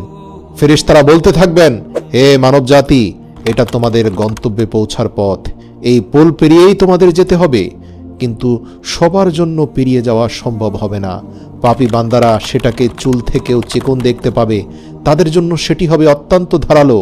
তারা ওই পোলে আরোহণ করা মাত্রই তাদের পা কেটে নিম্নস্থ জাহান্নামে তারা নিক্ষিপ্ত হবে। আর নেককারদের জন্য হবে সেই পোল সুপ্রশস্ত সুগম। তারা তাদের নেকির তারতম্য অনুযায়ী বিদ্যুতের গতিতে জান্নাতে পৌঁছে যাবে সেই পোল পাড়ি দিয়ে। পবিত্র কোরআন ও হাদিসের কোথাও সরাসরি পুলসিরাত শব্দটি ব্যবহৃত হয়নি, বরং বিভিন্ন জায়গায় শুধু সিরাত শব্দটি ব্যবহৃত হয়েছে। আল্লাহ তাআলা বলেন, তোমাদের মধ্যে এমন কেউ নেই যে এই সিরাতকে ফাঁকি দিয়ে চলে যেতে পারবে। এটা তোমাদের প্রতিপালকের অবধারিত ফয়সালা। তারপর আমি আল্লাহ ভীরুদের নিস্তার দেব এবং অত্যাচারীদের অর্ধমুখী করে জাহান্নামে নিক্ষিপ্ত করব। সূরা মারিয়াম আয়াত নম্বর ৭১-৭২। উম্মুল মুমিনিন হযরত আয়েশা সিদ্দিকা রাদিয়াল্লাহু বলেন, আল্লাহ রাসূল বলেছেন, জাহান্নামের উপর একটি পুল আছে যা চুলের চেয়েও বেশি চিকন আর তরবারির চেয়েও বেশি ধারালো। এর উপর লোহার শিকল ও কাঁটা থাকবে। মানুষ এর উপর দিয়ে গমন করবে, কেউ চোখের পলকে, কেউ বিদ্যুৎ গতিতে, কেউ বায়ুবেগে, আর কেউ উত্তম ঘোড়া ও উটের গতিতে পুলসিরাত পার হবে। আর ফেরেশতারা বলতে থাকবে, হে প্রভু, সহি সালামতে অতিক্রম করাও, হে প্রভু, নিরাপদে পার করাও। কেউ নাজাত পাবে, কেউ আহত হবে, কেউ উপুড় হয়ে পড়ে যাবে, আর কেউ অধমুখী হয়ে জাহান্নামে পড়ে যাবে। মুসনাদে আহমদ হাদিস নম্বর ২৪,৮৪৭। পুলসিরাতের কঠিন পরীক্ষায় সবাই খুব পেরেশান থাকবে। নবীরাও সেদিন আল্লাহর কাছে সাহায্য চাইতে থাকবে। হযরত আবু হুরায়রা রাদিয়াল্লাহু থেকে বর্ণিত একটি দীর্ঘ হাদিস বর্ণিত আছে। তাতে নবীজি সাল্লাল্লাহু আলাইহি সাল্লাম বলেছেন, আল্লাহ তাআলা সব মানুষকে একত্র করে বলবেন, দুনিয়ায় তোমরা যে যে জিনিসের উপাসনা করেছিলে সে তার সঙ্গে চলে যাও। অতএব সূর্যের উপাসনাকারী সূর্যের সঙ্গে, চন্দ্রের উপাসনাকারী চন্দ্রের সঙ্গে এবং মূর্তি পূজারী মূর্তির সঙ্গে চলে যাবে। অবশিষ্ট থাকবে এই উম্মতের লোকেরা, তাদের মধ্যে মুনাফিকরাও থাকবে। তখন জাহান্নামের উপর পুলসিরাত স্থাপন করা হবে। সেদিন সর্বপ্রথম আমি সেই পুলসিরাত অতিক্রম করব। আর সেদিন সব রাসূলের দোয়া হবে, আল্লাহুম্মা সাল্লিম, আল্লাহুম্মা সাল্লিম, অর্থাৎ হে আল্লাহ রক্ষা করো, রক্ষা করো। বুখারী ৬২০৪ নম্বর। পুলসিরাত হচ্ছে জান্নাতে যাওয়ার পথে চূড়ান্ত পরীক্ষা। জাহান্নামীদের জন্য হাসরের মাঠ থেকে সরাসরি জাহান্নামের পথে নিয়ে যাওয়া হবে। আর যারা জান্নাতে যাবে তাদের জন্য এই ভয়ঙ্কর পথ অতিক্রমের শ্রেষ্ঠ পরীক্ষা হবে এটি। মনে রাখবেন, প্রত্যেকটি মুমিন ও মুনাফিকদের এই পরীক্ষার সম্মুখীন হতে হবে। এখানেই প্রকাশ হবে কে মুমিন আর কে মুনাফিক। আল্লাহ তাআলা বলেন, তোমার রবের কসম, আমি অবশ্যই তাদের ও শয়তানদের হাসরের মাঠে সমবেত করব। অতঃপর জাহান্নামের চারপাশে নত জানু অবস্থায় তাদের উপস্থিত করব। তারপর প্রত্যেক দল থেকে পরম করুণাময়ের বিরুদ্ধে সবচেয়ে বেশি অবাধ্যকে আমি টেনে বের করবই। আমি পরিপূর্ণ অবগত তাদের সম্পর্কে, যারা জাহান্নামে দগ্ধীভূত হওয়ার অধিকতর যোগ্য। আল্লাহর রাসূল বলেন, পুলসিরাত হবে মসৃণ, পিচ্ছিল হবে। তাতে থাকবে অসংখ্য লৌহ শলাকা ও আংটা, আর থাকবে অসংখ্য কাঁটাযুক্ত দাঁতালো মাথা। তবে তা সবার জন্য একরকম হবে না। বুখারী হাদিস নম্বর ৭৪৩৯। মুনাফিকদের এবং ঈমানদার যারা গুনাহ করেছে তাদের জাহান্নাম থেকে উত্থিত সেই শালাকা টেনে জাহান্নামে নিয়ে যাবে। তার মানে ঈমানদার হলেই যে পুলসিরাত পার হওয়া যাবে তা কিন্তু গ্যারান্টি দেওয়া যায় না। অনেক ঈমানদারও মাত্রা অতিরিক্ত গুনাহ করার কারণে কিছু দূর কষ্ট করে যেতে পারলেও মোটামুটি তারা পোলের মধ্যখান অথবা শেষাংশে গিয়ে তারা জাহান্নামে নিক্ষিপ্ত হবে। আবু হুরায়রা রাদিয়াল্লাহু থেকে বর্ণিত, নবীজি সাল্লাল্লাহু আলাইহি সাল্লাম বলেছেন, পুলসিরাতে দুই প্রান্তে অসংখ্য আংটা যুক্ত করা হবে।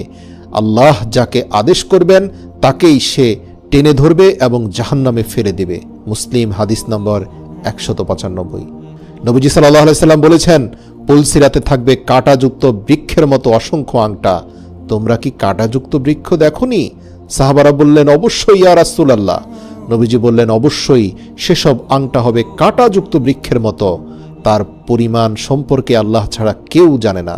আল্লাহ রাসূল বলেন, কিছু কিছু লোক এই পোলকে দেখবে তরবারির ধারের মতো চিকন। হযরত সালমান রাদিয়াল্লাহু থেকে বর্ণিত, নবীজি সাল্লাল্লাহু আলাইহি সাল্লাম বলেছেন, পুলসিরাত হবে ধারালো তরবারির মাথার মতো সূক্ষ্ম ও তীক্ষ্ণ, কিন্তু হ্যাঁ, সেখানেও কিছু আলো জ্বলজ্বল করবে। রাসূল সাল্লাল্লাহু আলাইহি সাল্লাম বলেছেন, পুলসিরাত পার হওয়ার সময় সকল ঈমানদারদেরকেই তাদের আমল অনুযায়ী একটি করে নূর দেওয়া হবে। প্রত্যেকেই তার আমল অনুযায়ী যে নূর পাবে সেই নূরের আলোর গতিতেই পুলসিরাত অতিক্রম করবে এবং প্রত্যেকেই যার যার আমল অনুযায়ী নূর পাবে। হযরত ইবনে মাসউদ রাদিয়াল্লাহু থেকে বর্ণিত, রাসূল সাল্লাল্লাহু আলাইহি সাল্লাম বলেছেন, সবাইকে সবার আমল অনুপাতে নূর দেওয়া হবে। কারো সামনে পাহাড় পরিমাণ নূর দেওয়া হবে, কারো হাতে মশাল পরিমাণ নূর দেওয়া হবে, আবার কেউ কেউ একটি বৃক্ষের পরিমাণ নূর পাবে। এভাবে কম নূর যাকে দেওয়া হবে তার নূর হবে একটা আঙ্গুলের মাথা পরিমাণ। একবার জ্বলবে, একবার নিভবে।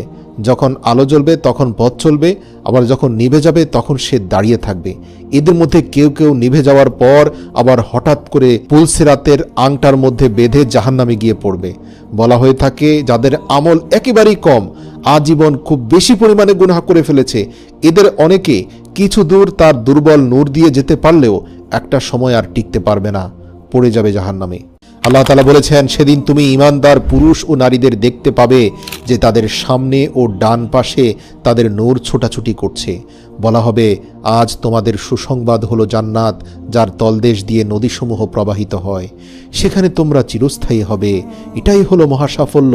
সেদিন মুনাফিক পুরুষ ও নারীরা ঈমানদারদের বলবে, তোমরা আমাদের জন্য একটু অপেক্ষা করো, তোমাদের নূর থেকে আমরা একটু নূর নিয়ে নেই। বলা হবে, তোমরা তোমাদের পেছনে ফিরে যাও এবং নূরের সন্ধান করো। তারপর তাদের মাঝখানে একটি দেওয়াল তুলে দেওয়া হবে, যাতে একটি দরজা থাকবে। তার ভেতরের দিকে থাকবে রহমত আর বাহিরের দিকে থাকবে আযাব। মুনাফিকরা মুমিনদের ডেকে বলবে, আমরা কি তোমাদের সঙ্গী ছিলাম না? তারা বলবে, হ্যাঁ, কিন্তু তোমরা বাহ্যিক আমল করতে মানুষকে দেখানোর জন্য, মানুষের চোখে আলেম খেতাব পাওয়ার জন্য, মানুষকে প্রতারিত করার জন্য। তোমাদের হৃদয়ে ঈমান ছিল না, তোমরা নিজেরাই নিজেদের বিপদগ্রস্ত করেছ। তোমরা ছিলে মুনাফিক, আর তোমরা অপেক্ষা করছিলে এবং সন্দেহ পোষণ করছিলে দ্বীনের ব্যাপারে। আর অবশেষে আল্লাহর নির্দেশ এসে গেল, আর মহাপ্রতারক শয়তান তোমাদের আল্লাহ সম্পর্কে প্রতারিত করে রেখেছিল। সুতরাং আজ তোমাদের কাছ থেকে কোনো মুক্তিপণ গ্রহণ করা হবে না, এবং যারা কুফরি করেছিল তাদের কাছ থেকেও না। জাহান্নামই তোমাদের আবাসস্থল, সেটাই তোমাদের উপযুক্ত স্থান। আর কতই না নিকৃষ্ট সেই গন্তব্যস্থল। সূরা হাদীদ 12 থেকে 15।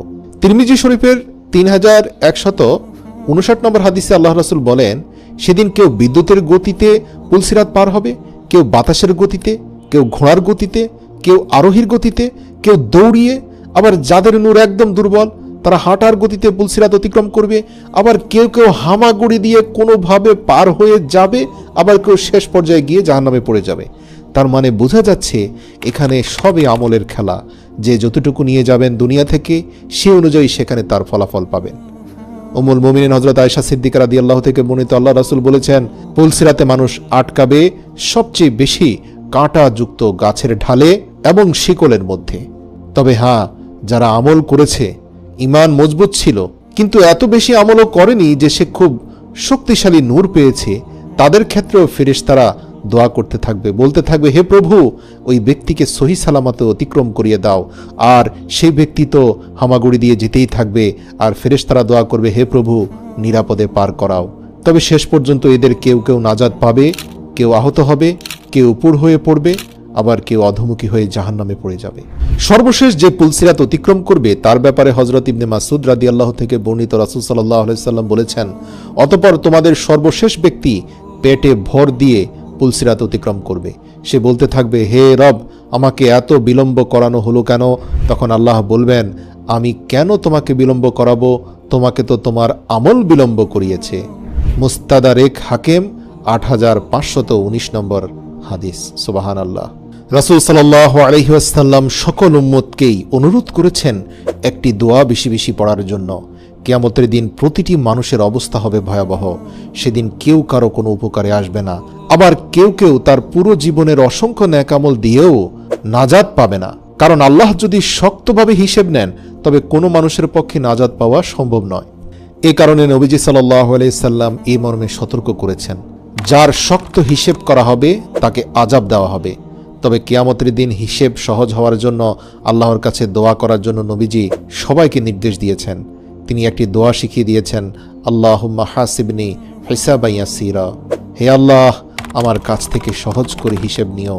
প্রতিটি মানুষ নামাজের শেষে এই দোয়াটি পড়বেন, আল্লাহুম্মা হাসিবনি হিসাবান ইয়াসীরা।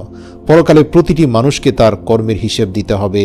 সেদিন যাদের ডান হাতে আমলনামা আসবে তারা সফল, কিন্তু কোরআনে এসেছে এরপর যাকে তার আমলনামা ডান হাতে দেওয়া হবে সে তো সহজে হিসেব নিকেশ পার করা হবে, কিন্তু যার বাম হাতে আমলনামা দেওয়া হবে সে তো পাকড়াও হয়ে যাবে।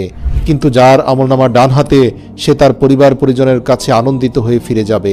সূরা ইনশিকাক আয়াত নম্বর 7 থেকে 9। হযরত আয়েশা রাদিয়াল্লাহু তাআলা আনহু যখন কোরআনের এই ঘোষণার বিষয়ে নবীজির সামনে তুলে ধরলেন তখন নবীজি বললেন, কিয়ামতের দিন যারই হিসেব নেওয়া হবে সে ধ্বংস হয়ে যাবে। আমি বললাম, হে আল্লাহর রাসূল, আল্লাহ কি বলেননি যার আমলনামা ডান হাতে দেওয়া হবে তার হিসাব সহজ হবে? এর উত্তরে আল্লাহ রাসূল সাল্লাল্লাহু আলাইহি সাল্লাম বললেন, তা কেবল পেশ করা মাত্র। কিয়ামতের দিন যার হিসাব খতিয়ে দেখা হবে তাকে অবশ্যই আযাব দেওয়া হবে। এর জন্য নাজাত পেতে হলে অবশ্যই আল্লাহর কাছে বেশি বেশি সহজ হিসাবের জন্য দোয়া করতে হবে। তবে আল্লাহর রাসূল বলেছেন, আল্লাহর কাছ থেকে সহজ হিসেব পেতে চাইলে, আল্লাহ পাকের দয়া পেতে চাইলে আপনি দুনিয়াতে সর্বশ্রেষ্ঠ যে আমলটি করতে পারেন সেটা হচ্ছে কঠোরতা পরিহার করতে পারেন। এ বিষয়ে সূরা আরাফ এর 199 নম্বর আয়াতে আল্লাহ বলেন, তুমি ক্ষমার নীতি গ্রহণ করো, লোকেদের সৎ কাজের আদেশ দাও এবং মূর্খদের এড়িয়ে চলো। রাসূল সাল্লাল্লাহু আলাইহি সাল্লাম বলেছেন, যে ব্যক্তি কোনো মুসলমানের ভুল ক্ষমা করবে আল্লাহ তাআলা কিয়ামতের দিন তার ভুল ক্ষমা করবেন। আল্লাহ তাআলা ক্ষমা করা পছন্দ করেন, তাই পরস্পরের মধ্যে ক্ষমার নীতি অবলম্বনের নির্দেশ দিয়েছেন আল্লাহর রাসূল। সূরা বাকারার 109 নম্বর আয়াতে আসেছে, অতএব তোমরা ক্ষমা করো এবং এড়িয়ে চলো যতক্ষণ না আল্লাহর নির্দেশ এসে পড়ে। নিশ্চয়ই আল্লাহ সবকিছুর উপর সর্বশক্তিমান। ক্ষমার মাধ্যমে মানুষের পাপ মোচন করা হয়। যে ব্যক্তি অন্যকে ক্ষমা করে আল্লাহ তাআলা তার অপরাধ ক্ষমা করেন। আল্লাহ তাআলা বলেন, আর যদি তোমরা তাদের মার্জনা করো, তাদের দ্রষ্টটি উপেক্ষা করো, তাহলে নিশ্চয়ই আল্লাহ ক্ষমাশীল ও দয়াবান হবেন। ক্ষমাকারী ব্যক্তি আল্লাহ তাআলার অফুরন্ত ক্ষমা লাভে ধন্য হয়। যে অন্যকে ক্ষমা করে সে আল্লাহ ও মানুষের ভালোবাসা লাভ করে। আল্লাহ তাআলা বলেন, যদি তোমরা কোনো সৎকর্ম প্রকাশ করো বা গোপন করো কিংবা কোনো অপরাধ ক্ষমা করো তাহলে আল্লাহ নিশ্চয়ই মার্জনাকারী এবং সর্বশক্তিমান। সূরা নিসা আয়াত নম্বর 149। দুনিয়াতে কেউ ক্ষমা করলে আখিরাতে ক্ষমা মিলবে, এটা 100% নিশ্চিত। এজন্য দুনিয়াতে কঠোরতা কুশমিন কালো করবেন না, কঠোর স্বভাব পরিহার করবেন।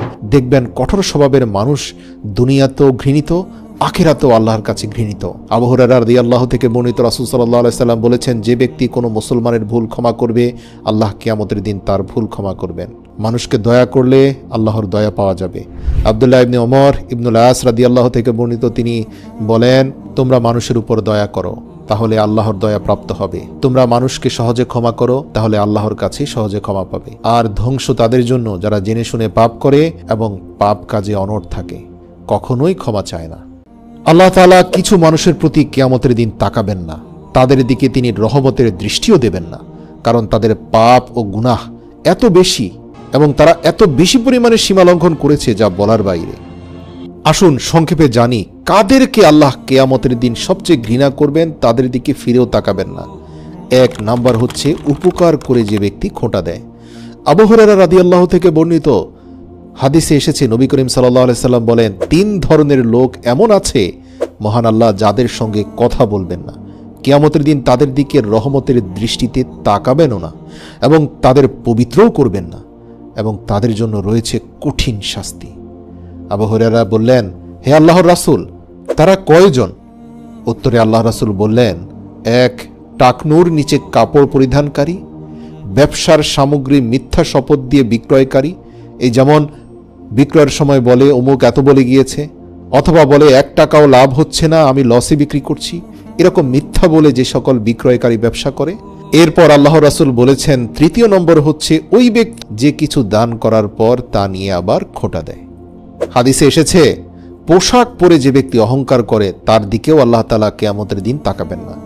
আব্দুল্লাহ ইবনে ওমর রাদিয়াল্লাহু থেকে বর্ণিত, রাসূল সাল্লাল্লাহু আলাইহি সাল্লাম ইরশাদ করেছেন, মহান আল্লাহ কিয়ামতের দিন ওই ব্যক্তির দিকে রহমতের দৃষ্টিতে তাকাবেন না যে অহংকার বশত পোশাক প্রদর্শন করে বেড়াতো, দামি দামি পোশাক পরে মানুষের সামনে অহমিকা প্রদর্শন করত।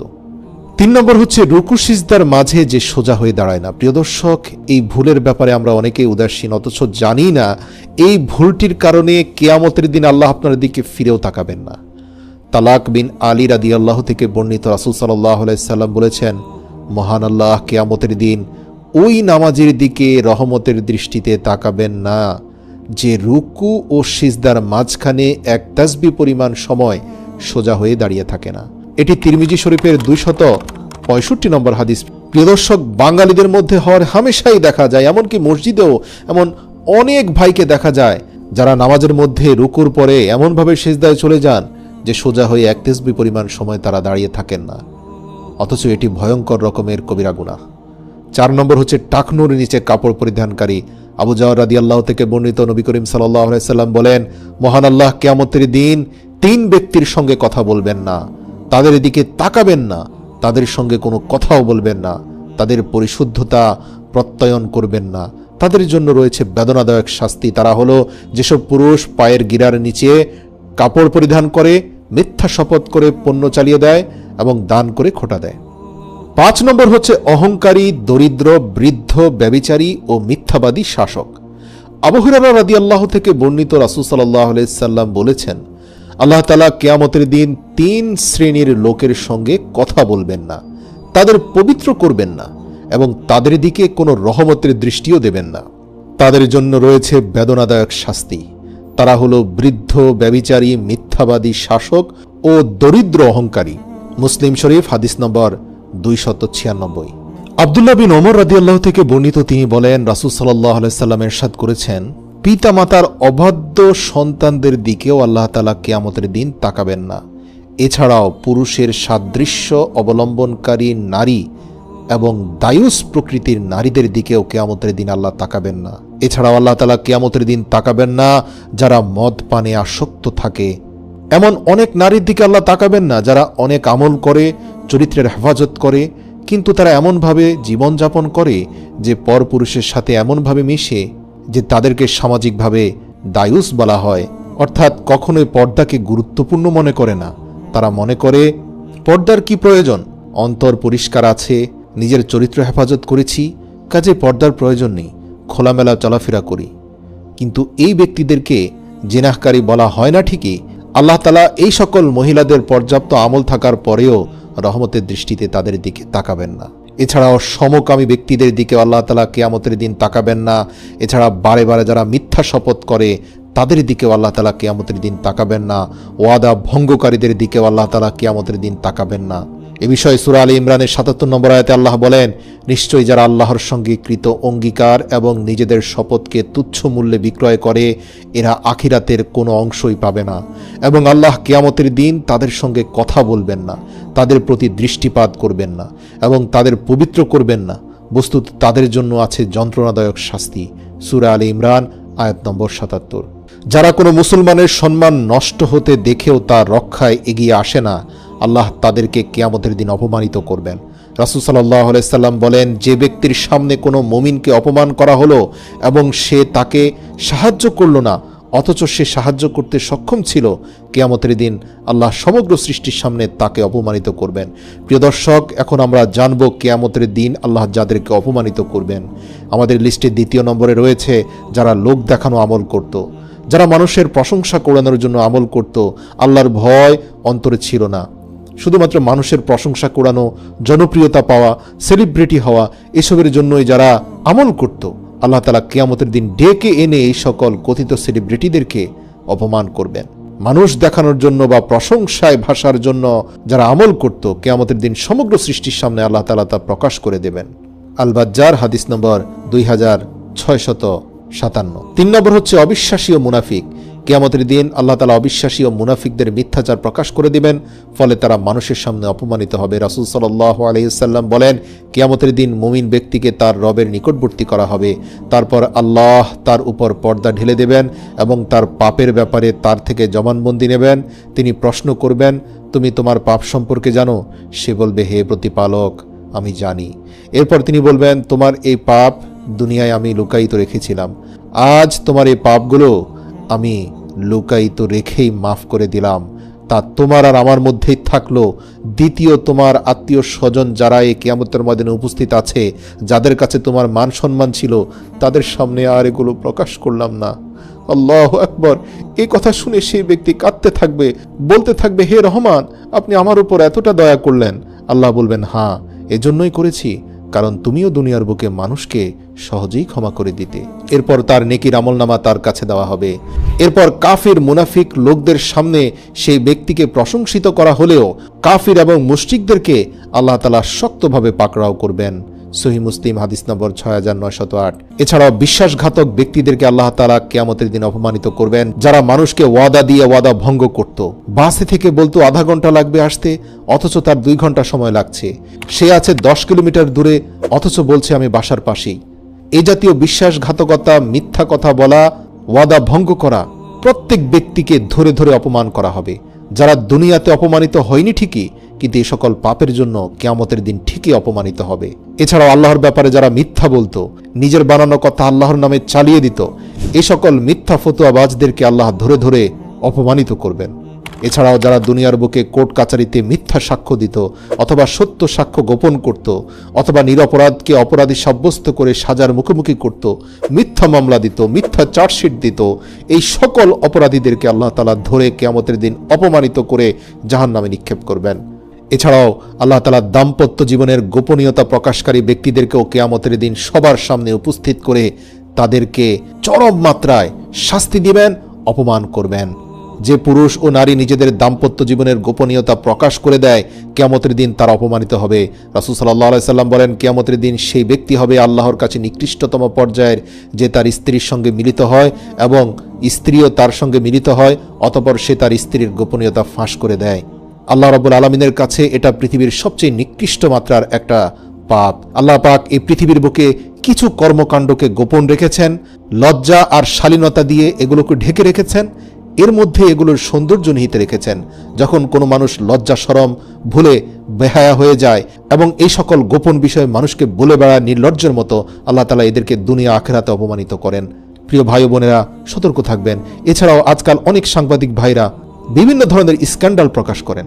তারা মনে করেন যে ব্যক্তি পাপ করেছে তারই শাস্তি হবে। কখনো নয়। যে ব্যক্তি পাপ করেছে তার শাস্তি হবে সে অন্যায় করার কারণে, আর আপনার শাস্তি হবে মানুষের গোপন বিষয় প্রকাশ্যে মানুষের সামনে প্রকাশ করার জন্য। স্ক্যান্ডালের নামে আজকে যে মানুষের গোপনীয়তা প্রকাশ করা হচ্ছে, সেটি এক ভয়ঙ্কর রকমের অপরাধ। শুধুমাত্র কারো অপরাধ নিয়ে আপনি কাজীর কাছে বিচার দিতে পারেন, তার শাস্তি কামনা করতে পারেন, কিন্তু কোনো বিচারকের কাছে বিচার না দিয়ে সামাজিক যোগাযোগ মাধ্যমে মানুষের গোপন বিষয় প্রকাশ করে দেওয়া, এটা ভয়ঙ্কর রকমের অপরাধ এবং কিয়ামতের দিন আল্লাহ তাআলা এদেরকে কঠিন শাস্তি দিবেন। এছাড়াও সন্তান অস্বীকারী, নিজ সন্তানের পিতৃপরিচয় অস্বীকারীকে আল্লাহ তাআলা অপমানিত করবেন। এমন অনেক পুরুষ আছে যারা অবৈধ সন্তানের বাবা হয়েছেন, ইউনিভার্সিটি বা অফিসে কারো প্রতি প্রেমাসক্ত হয়েছেন, অতঃপর অবৈধ জিনায় লিপ্ত হয়েছেন, সে ঘরে সন্তান জন্মের পরে তাকে অস্বীকার করেছেন।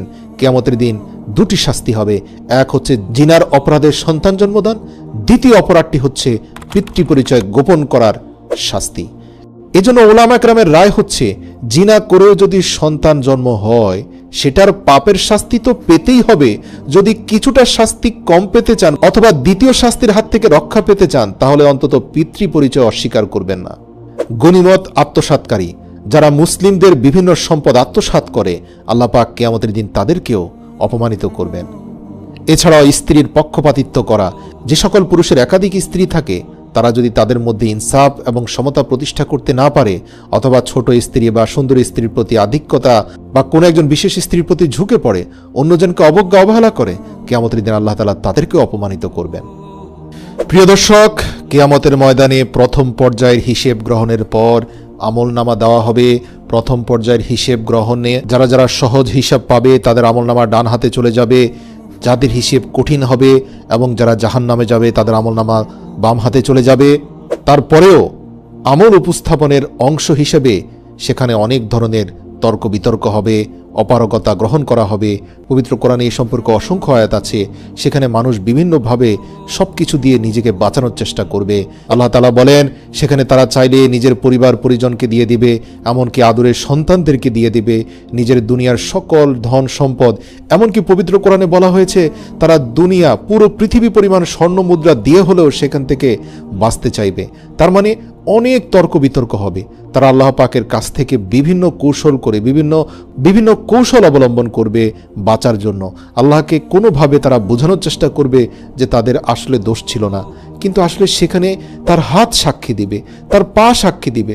সে আসলে কোনোভাবে আল্লাহকে কনভিন্স করার সুযোগ পাবে না। তার সামনে এত পরিমাণে সাক্ষী এসে উপস্থিত হবে যে তার পক্ষে শেষ পর্যন্ত এটা মেনেই নিতে হবে যে আল্লাহ তাকে জাহান্নামে যে পাঠিয়েছেন তা তার প্রতি কোনো ধরনের অন্যায় করা হয়নি। একটি জাহান্নামীও মুখ দিয়ে এ কথা বলবে না যে আমার উপর অন্যায় করা হয়েছে।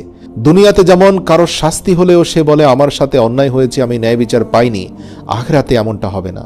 কেননা তার হাত পা এবং যার সাথে অন্যায় হয়েছে, যেভাবে অন্যায় হয়েছে, যেখানে অন্যায় হয়েছে, তার সব কিছুই সেখানে সাক্ষী দেওয়ার কারণে তারা কেউ সেখানে পার পেয়ে যাবে না। এমনকি মানুষ নিজের আমলনামা যেমন পড়তে পারবে, অন্যরাও পড়তে পারবে। শুধুমাত্র ব্যক্তি বিশেষের কিছু মানুষকে আল্লাহ তাআলা ছাড় দিবেন, তাদের উপর দয়াশীল হবেন, তাদের ভুল ত্রুটিগুলো অনেক ক্ষেত্রে গোপন করা হবে। যারা দুনিয়াতে বেশি বেশি ক্ষমা করেছে তাদের ভুল গোপন করা হবে। যারা দুনিয়াতে অনেক অহংকারী ছিল তাদের সকল দোষ ত্রুটি মানুষের সামনে প্রকাশ্যে নিয়ে আসা হবে। বাহিরের সুরতে তারা মানুষের কাছে ভালো মানুষ ছিল ঠিকই, ভিতরে তারা ছিল ভয়ঙ্কর রকমের পাপী। এদেরকে আল্লাহ তাআলা কিয়ামতের দিনে এক্সপোজ করবেন, তাদের প্রকাশ করে দিবেন। মানুষের সামনে প্রকাশ হওয়ার পরে সবাই আশ্চর্য হয়ে যাবে, আরে এই ব্যক্তি তো ছিল আল্লামা, এই ব্যক্তি ছিল মহান মানুষ, এই ব্যক্তি ছিল বড় ধরনের আলেম, অথচ আজ দেখো সে কত বড় অপরাধী। প্রিয় দর্শক, আমলনামা পড়ার পর সব ধরনের আপত্তি দূর হয়ে যাবে। আমলনামার সাথে সম্পৃক্ত সব ধরনের প্রমাণ আল্লাহ হাজির করবেন। এরপর আমলনামা মাপার দাড়িপাল্লা স্থাপন করা হবে, তখন সব ধরনের আমল ওজন করা হবে। দাড়িপাল্লায় ওজনের পর মানুষ বিভিন্ন দলে বিভক্ত হবে, অর্থাৎ নবী ও রাসূলদের তত্ত্বাবধানে ঝান্ডা থাকবে এবং তাদের পেছনে তাদের অনুসারীরা চলবে। যেমন মুহাম্মদ সাল্লাল্লাহু আলাইহি সাল্লামের ঝান্ডা, ইব্রাহিম আলাইহিস সালামের ঝান্ডা, মূসা আলাইহিস সালামের ঝান্ডা। অন্যদিকে জালিম ও কাফেরদেরও বিভিন্ন ঝান্ডা থাকবে। যেমন ফেরাউনের একটি ঝান্ডা থাকবে, সেখানে ফেরাউনি স্টাইলে যারা দেশ শাসন করেছে, মানুষের উপর অত্যাচার করেছে, তারাও ফেরাউনের দলে, ফেরাউনের ঝান্ডায় দলবদ্ধভাবে জামায়াতের সাথে জাহান্নামের দিকে যাবে। এছাড়াও মুশরিক, পণ্ডিত, জালিম, পরকাল অস্বীকারী সহ সবার আলাদা আলাদা দল থাকবে। পবিত্র কোরআনে ইরশাদ হয়েছে, একত্র করো গুনাহগারদের, তাদের দোসরদেরকেও, আল্লাহ ব্যতীত যাদের যাদের ইবাদত করত তাদেরকেও ধরে নিয়ে আসো, অতঃপর তাদের জাহান্নামের রাস্তা দেখিয়ে দাও। সূরা সাফফাত আয়াত নম্বর 22 এবং 23। অতঃপর আল্লাহর পক্ষ থেকে জাহান্নামকে কাছে টেনে নিয়ে আসা হবে। জাহান্নামের গর্জনে চারদিকে উত্তাপ ছড়িয়ে পড়বে, জান্নাতি জাহান্নামী সবাই ভয় পেয়ে যাবে, চারদিক অন্ধকারে ছেয়ে যাবে। তখন মানুষ আল্লাহ প্রদত্ত আলো দিয়ে চলা শুরু করবে। যে সকল ঈমানদার থাকবে তারা তাদের আলো দিয়ে জাহান্নামের অন্ধকার কিছুটা দূর করবে, সেখানে মুনাফিকরাও থাকবে। পবিত্র কোরআনে ইরশাদ হয়েছে, অতঃপর উভয়ের মাঝখানে একটি প্রাচীর স্থাপন করা হবে, তাতে একটি দরজা থাকবে, যার ভেতরে থাকবে রহমত, বাইরে থাকবে শাস্তি। সর্বশেষ পুলসিরাত পাড়ি দিয়ে সর্বপ্রথম রাসূল সাল্লাল্লাহু আলাইহি সাল্লাম এই পৃথিবীর বুকে সর্বপ্রথম মানব হবেন যিনি জান্নাতে প্রবেশ করবেন। তারপর মুহাজির ও আনসারদের দরিদ্র ব্যক্তিরা জান্নাতে প্রবেশ করবেন। এরপর উম্মতদের মধ্যে যারা দরিদ্র ছিল তারা প্রবেশ করবে। সম্পদের হিসেবের কারণে ধনীরা বিলম্বে প্রবেশ করবে আর গরিবরা দ্রুত জান্নাতে প্রবেশ করবে। আল্লাহু আকবার, সুবহানাল্লাহ। প্রিয় দর্শক, জান্নাত এমন অনিন্দ্য সুন্দর আবাস যা কোনোদিন কেউ চোখে দেখেনি, কোনো কান শোনেনি এবং কোনো অন্তঃকরণ তার সম্পর্কে কল্পনাও করতে পারেনি। আল্লাহ তাআলার অশেষ অফুরান নেয়ামত রেখে দিয়েছেন সেই জান্নাতে। জান্নাতে যে যাবে সে জান্নাত থেকে কখনোই বের হতে চাইবে না। চিরকাল জান্নাতই হবে তার ঠিকানা। জান্নাতের বর্ণনা দিতে গিয়ে কোরআনে আল্লাহ ইরশাদ করেছেন, মুত্তাকি আল্লাহ ভীরু লোকেরা থাকবে জান্নাতের বাগান ও ঝর্ণার পাদদেশে, এবং তাদের বলা হবে, এখানে তোমরা শান্তি ও নিরাপত্তার সঙ্গে প্রবেশ করো। তাদের মনে যদি সামান্য পরিমাণ মনোমালিন্য থেকে থাকে তা আমি বের করে দেব। তারা পরস্পর ভাই ভাই হয়ে মিলিত হয়ে মুখোমুখি বসে থাকবে। সেখানে তাদের পরিশ্রমও করতে হবে না এবং তারা সেখান থেকে বহিষ্কৃত হবে না। সুবহানাল্লাহ, আল্লাহু আকবার। এই আয়াতের ব্যাখ্যায় উলামায়ে কেরামগণ বলেন, দুনিয়াতে দুজন জান্নাতীর মধ্যে যদি মনোমালিন্য থাকে, কারণ এমনটা হয়ে থাকে, দুজন দিনী ভাইয়ের মধ্যেও বিভিন্ন বিষয় নিয়ে তর্ক বিতর্ক হতে পারে, ছোটোখাটো বিষয় নিয়ে বাদানুবাদ হতে পারে, কিন্তু উভয়ে যদি জান্নাতে যেতেও পারে, তাহলে জান্নাতে গিয়েও কিন্তু সেই বাদানুবাদ বা মনোমালিন্য আল্লাহ অন্তর থেকে ধুয়ে মুছে সাফ করে দিবেন। তাদের অন্তরে শুধু ভালোবাসা থাকবে, তারা পরস্পর বন্ধু হয়ে যাবে। কিছু লোক তাদের পাপের শাস্তি হিসাবে জাহান্নামে যাবে, তারা সরাসরি জান্নাতে প্রবেশ করবে না। ইমানদার, আমলও আছে, কিন্তু দাড়িপাল্লায় আমল কম হওয়ায় জাহান্নামে ছিল, তাই জাহান্নাম হয়েই তাকে জান্নাতে যেতে হবে। তাদের মধ্য থেকে সর্বশেষ যে ব্যক্তি চিরসুখের আধার জান্নাতে প্রবেশ করবে তার সম্পর্কে হাদিসে কুদসিতে বর্ণনা রয়েছে। আব্দুল্লাহ ইবনে মাসউদ রাদিয়াল্লাহু থেকে বর্ণিত, রাসূল সাল্লাল্লাহু আলাইহি সাল্লাম বলেছেন, আমি অবশ্যই চিনি জাহান্নাম থেকে সর্বশেষ মুক্তি লাভকারী ব্যক্তিটিকে আমি চিনি। আল্লাহ রাসূল বলেন, সে ব্যক্তি জাহান্নামের দীর্ঘ কষ্ট যন্ত্রণা সহ্য করার পর যখন মুক্তি পাবে, তাকে এক পরিশুদ্ধ পানিতে নিক্ষেপ করা হবে। সেখান থেকে গোসল করে ওঠার পর জাহান্নামের শাস্তি থেকে তৈরি তার শরীরের সকল ঘা মুছে যাবে এবং সে পরিশুদ্ধ একজন মানুষ হয়ে যাবে। আল্লাহ তাআলা তাকে বলবেন, যাও জান্নাতে প্রবেশ করো। সে জান্নাতের কাছে যাবে এবং জান্নাত তাকে বলবে, আমি পরিপূর্ণ। সে ফিরে এসে বলবে, হে আমার রব, আমি তো জান্নাতকে পরিপূর্ণ পেয়েছি। অতঃপর আল্লাহ তাআলা তাকে বলবেন, যাও জান্নাতে প্রবেশ করো। অতঃপর সে জান্নাতের কাছে আসবে এবং তাকে পুনরায় বলা হবে, জান্নাত পরিপূর্ণ। সে ফিরে এসে বলবে, হে আল্লাহ, আমি জান্নাতের কাছে যতবারই যাচ্ছি তা তো আমাকে শুধু পূর্ণতা দেখাচ্ছে, আমার জন্য সেখানে কোনো স্থান নেই। অতঃপর আল্লাহ তাআলা বলবেন, যাও জান্নাতে প্রবেশ করো। সে মনে মনে ভাববে, আল্লাহ তাআলা আমাকে জান্নাতে পাঠাতে চাইছেন, অথচ এই পুরো জান্নাতে আমার দাঁড়ানোর জন্য একটু জায়গাও খালি নেই। বারবার জান্নাত আমাকে বলছে যে সে পরিপূর্ণ হয়ে গিয়েছে। আল্লাহ তাআলা তার অন্তরের কথা বুঝতে পারবেন, সাথে সাথে বলবেন, হে আমার বান্দা, তোমার জন্য দুনিয়ার থেকে 10 গুণ বড় জান্নাত আমি তৈরি করে রেখেছি, যাও প্রবেশ করো। তখন সে বলবে, হে আমার রব, আপনি কি আমার সঙ্গে মশকরা করছেন? জান্নাতে সোজা হয়ে দাঁড়ানোর কোনো সিট আমার জন্য খালি নেই, আর আপনি বলছেন দুনিয়া থেকে 10 গুণ বড় জান্নাত? অথবা আপনি কি আমার উপর অসন্তুষ্ট হয়েছেন? এ কথা বলে আল্লাহর রাসূল সাল্লাল্লাহু আলাইহি সাল্লাম এতটা হাসছিলেন যে আল্লাহর রাসূলের দাঁতের মাড়ি পর্যন্ত বের হয়ে গিয়েছিল। হাসতে হাসতে আল্লাহর রাসূল বলেন, আল্লাহ তাআলা সেই ব্যক্তিকে বলল, হে আমার বান্দা, এই যে 10 গুণ বড় জান্নাতের কথা বললাম, এটা হচ্ছে মর্যাদার বিবেচনায় সবচেয়ে নিম্নমানের জান্নাত। এবার তুমি ভাবো, যারা শ্রেষ্ঠ জান্নাত পেয়েছে তাদেরটা পৃথিবী থেকে কত গুণ বড়। বুখারী হাদিসে কুদসি, হাদিস নম্বর 54। ইবনে মাসউদ রাদিয়াল্লাহু থেকে বর্ণিত আরেকটি হাদিস আছে, সেখানে আরেকজন ব্যক্তির কথা বলা হয়েছে যে এমন একজন ব্যক্তি জাহান্নামের আগুন থেকে বের হয়ে হোঁচট খেতে খেতে কোনো রকমে বের হয়ে আসবে। তার পুরো শরীর আগুন ঝলসে গিয়েছে, কিন্তু আল্লাহ রাব্বুল আলামিনের বরকতের পানির উপর দিয়ে যখন সে অতিক্রম করবে, তখন সে তার দিকে ফিরে তাকাবে। অতঃপর বলবে, বরকতময় সে সত্তা যিনি আমাকে এই জাহান্নাম থেকে নাজাত দিয়েছেন, নিশ্চয়ই আল্লাহ আমাকে এমন বস্তু দান করেছেন যা পূর্বের কাউকে দান করেনি, অথচ তাকে কিন্তু এখনও জান্নাত দেওয়া হয়নি। সে শুধুমাত্র জাহান্নাম থেকে মুক্তি পেয়ে বরকতময় পানিতে এসে উপস্থিত হয়েছে। অতঃপর তার জন্য একটি গাছ প্রকাশ করা হবে। সে বলবে, হে আমার রব, আমাকে এ গাছের নিকটবর্তী করুন, যেন তার ছায়া গ্রহণ করতে পারি এবং তার পানি পান করতে পারি। আল্লাহ তাআলা বলবেন, হে আদম সন্তান, যদি আমি তোমাকে ওটা দান করি, হয়তো তুমি তারপরে আবার অন্য কিছু চাইবে। সে বলল, না আমার রব, আমি আর কিছুই চাইব না। অনন্তর এক জীবন আমি জাহান্নামের আগুনে ঝলসে গিয়েছি, এখন শুধু আমার একটি গাছের নিচে আশ্রয় হলেই হয়। এ সময় সে ওয়াদা করে বলবে, এছাড়া আমি আর কখনোই কিছু চাইব না। এরপর আল্লাহ তাআলা তাকে সে গাছের নিচে আশ্রয় নেওয়ার সুযোগ করে দিবেন।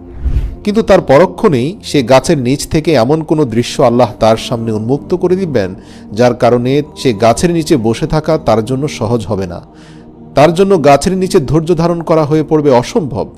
এরপর সে বলবে, হে আমার রব, এই গাছ থেকেও একটু দূরে যেই সৌন্দর্যময় গাছ রয়েছে, আমি তার ছায়ায় যেতে চাই এবং তার নিচে যে পানির ফোয়ারা রয়েছে সেখান থেকে বিশুদ্ধ পানি পান করে আমি প্রশান্তি পেতে চাই। এরপর আল্লাহ বলবেন, কিন্তু তুমি তো পূর্বে বলেছিলে তুমি বর্তমান গাছের ছায়া ব্যতীত আর কিছুই চাও না। তখন সে বলবে, হে আল্লাহ, ওখানে যদি যেতে পারি এরপর আর কিছুই চাইব না। তখন আল্লাহ বলবেন, হে আদম সন্তান, তুমি কি সত্যি ওয়াদা করছো এরপরে আর কিছুই চাইবে না? সে বলবে, হে আল্লাহ, আমি আপনাকে ওয়াদা দিচ্ছি এরপরে আর কিছুই চাইব না। এরপর আল্লাহ রাব্বুল আলামিন তাকে ছাড় দিবেন। সে অধিকতর সৌন্দর্যমণ্ডিত গাছের ছায়া যাবে, যার নিচে পানির ফোয়ারা রয়েছে। সেখানে গিয়ে বরকতময় পানি পান করে তার অন্তরাত্মা প্রশান্ত হবে। সে বলবে, নিঃসন্দেহে আল্লাহর জান্নাত অনেক সুন্দর, অথচ সে এখনও জান্নাতের ধারে কাছেও যায়নি। একটু পরেই তার সামনে এমন একটি বাগানের দরজা উন্মুক্ত হবে, যার ভেতরে এই গাছের চেয়েও হাজার গুণ সুন্দর দুটি গাছের অবয়ব দূর থেকে বোঝা যাচ্ছে, এবং যা পূর্বের দুটি গাছ থেকে অধিকতর সুন্দর। সে বলবে, হে আমার রব, আমাকে ও গাছের নিকটবর্তী করুন, আমি তার ছায়া গ্রহণ করব ও তার পানি পান করব, এছাড়া আর কিছুই চাইব না। তখন আল্লাহ বলবেন, হে আদম সন্তান, তুমি তো এ পর্যন্ত দুবার ওয়াদা ভঙ্গ করেছ। সে বলবে, হে আমার রব, অবশ্যই এটাই আমার চাই, এরপরে আর কিছুই চাইব না। আসলে তাকে এমন দৃশ্য দেখানো হবে যার উপর তার ধৈর্য ধারণ করা সম্ভব হবে না, এটা আল্লাহ তাআলাও ভালো করে জানেন। তখন আল্লাহ তাআলা বললেন, ঠিক আছে, তুমি একটু সামনে যাও। অতঃপর সে একটু সামনে যাওয়ার পরে সে জান্নাতীদের আওয়াজ শুনবে। সে বলবে, হে আমার রব, আমাকে তাতে প্রবেশ করান, আমি আর সহ্য করতে পারছি না। আল্লাহ তাআলা বলবেন, হে বনি আদম, কি সে তোমার থেকে আমাকে নিষ্কৃতি দেবে? তখন আল্লাহ তাআলা বলবেন, হে বনি আদম, আমি কি তোমাকে তার থেকেও শ্রেষ্ঠ কিছু দেব না, যাতে তুমি শতভাগ সন্তুষ্ট হয়ে যাও এবং তুমি দুনিয়ার মধ্যে সবচেয়ে সম্মানিত মানুষ হও, এবং তোমাকে দুনিয়ার থেকেও 10 গুণ বেশি জান্নাতের মালিক বানিয়ে সম্মানিত করি? সে বলবে, হে আমার রব, আপনি কি আমার সঙ্গে ঠাট্টা করছেন? অথচ আপনি উভয় জাহানের রব। আল্লাহর রাসূল হাসতে হাসতে বলেন, অতঃপর আল্লাহ তাআলা বলেন, যাও, প্রবেশ করো। নিঃসন্দেহে ওই দরজা দিয়ে প্রবেশ করার পরেই তুমি দুনিয়ার থেকে 10 গুণ বড় জান্নাতের সন্ধান পাবে, যেটা শুধু তোমার জন্য আমি দান করেছি। আল্লাহু আকবার, সুবহানাল্লাহ। কোরআন ও হাদিসের বর্ণনা অনুসারে মানুষ কিয়ামতের দিন হিসেবের পর জান্নাতে প্রবেশ করবে। তবে এখন কি কেউ জান্নাতে রয়েছেন, অথবা কিয়ামতের আগে কেউ কি জান্নাতে প্রবেশ করবে, তা নিয়ে সামান্য ব্যাখ্যা রয়েছে। জান্নাতে প্রবেশ দুইভাবে হতে পারে। এক, শুধু আত্মিকভাবে। হাদিসের বর্ণনা অনুসারে মৃত্যুর পর নবী ও শহীদদের রূহ জান্নাতে থাকে। দুই, শারীরিক ও আত্মিকভাবে। শারীরিক আর আত্মিকভাবে এই মুহূর্তে জান্নাতে প্রবেশ করা কোনোভাবেই সম্ভব নয়। সেটা শুধুমাত্র কিয়ামতের ময়দানে হিসেব নিকেশের পরেই মানুষ প্রবেশ করতে পারবে। আর পৃথিবীর সর্বপ্রথম যে ব্যক্তি শারীরিক এবং আত্মিকভাবে জান্নাতে প্রবেশ করবেন তিনি হবেন হযরত মুহাম্মদ সাল্লাল্লাহু আলাইহি সাল্লাম। আর সেটা কিয়ামতের পর ছাড়া কখনোই উন্মুক্ত করা হবে না। তার মানে এখন যে আমরা বিভিন্ন সময় শুনি যে ওই ব্যক্তি জান্নাতে আছেন, বা আল্লাহ রাসূলের বিভিন্ন হাদিস থেকে জানা যায় অনেক মানুষ জান্নাতে আছেন, এমন দৃশ্য আল্লাহ রাসূল স্বপ্নে দেখেছেন বা বর্ণনা করেছেন, তাহলে তারা কিভাবে জান্নাতে এখন আছেন? তারা আসলে আত্মিকভাবে আছেন, মানে তাদের আত্মা জান্নাতে আছে। কিন্তু শারীরিক এবং আত্মিকভাবে পরিপূর্ণ মানুষ জান্নাতে যে প্রবেশ করার ব্যাপারটা, এটা কিয়ামতের ময়দানে হিসেব নিকাশের পরেই ঘটবে। আনাস রাদিয়াল্লাহু তাআলা আনহু থেকে বর্ণিত, রাসূল সাল্লাল্লাহু আলাইহি ওয়াসাল্লাম ইরশাদ করেন, কিয়ামতের দিন আমি জান্নাতের দরজায় পৌঁছে দরজা খোলার জন্য বলবো।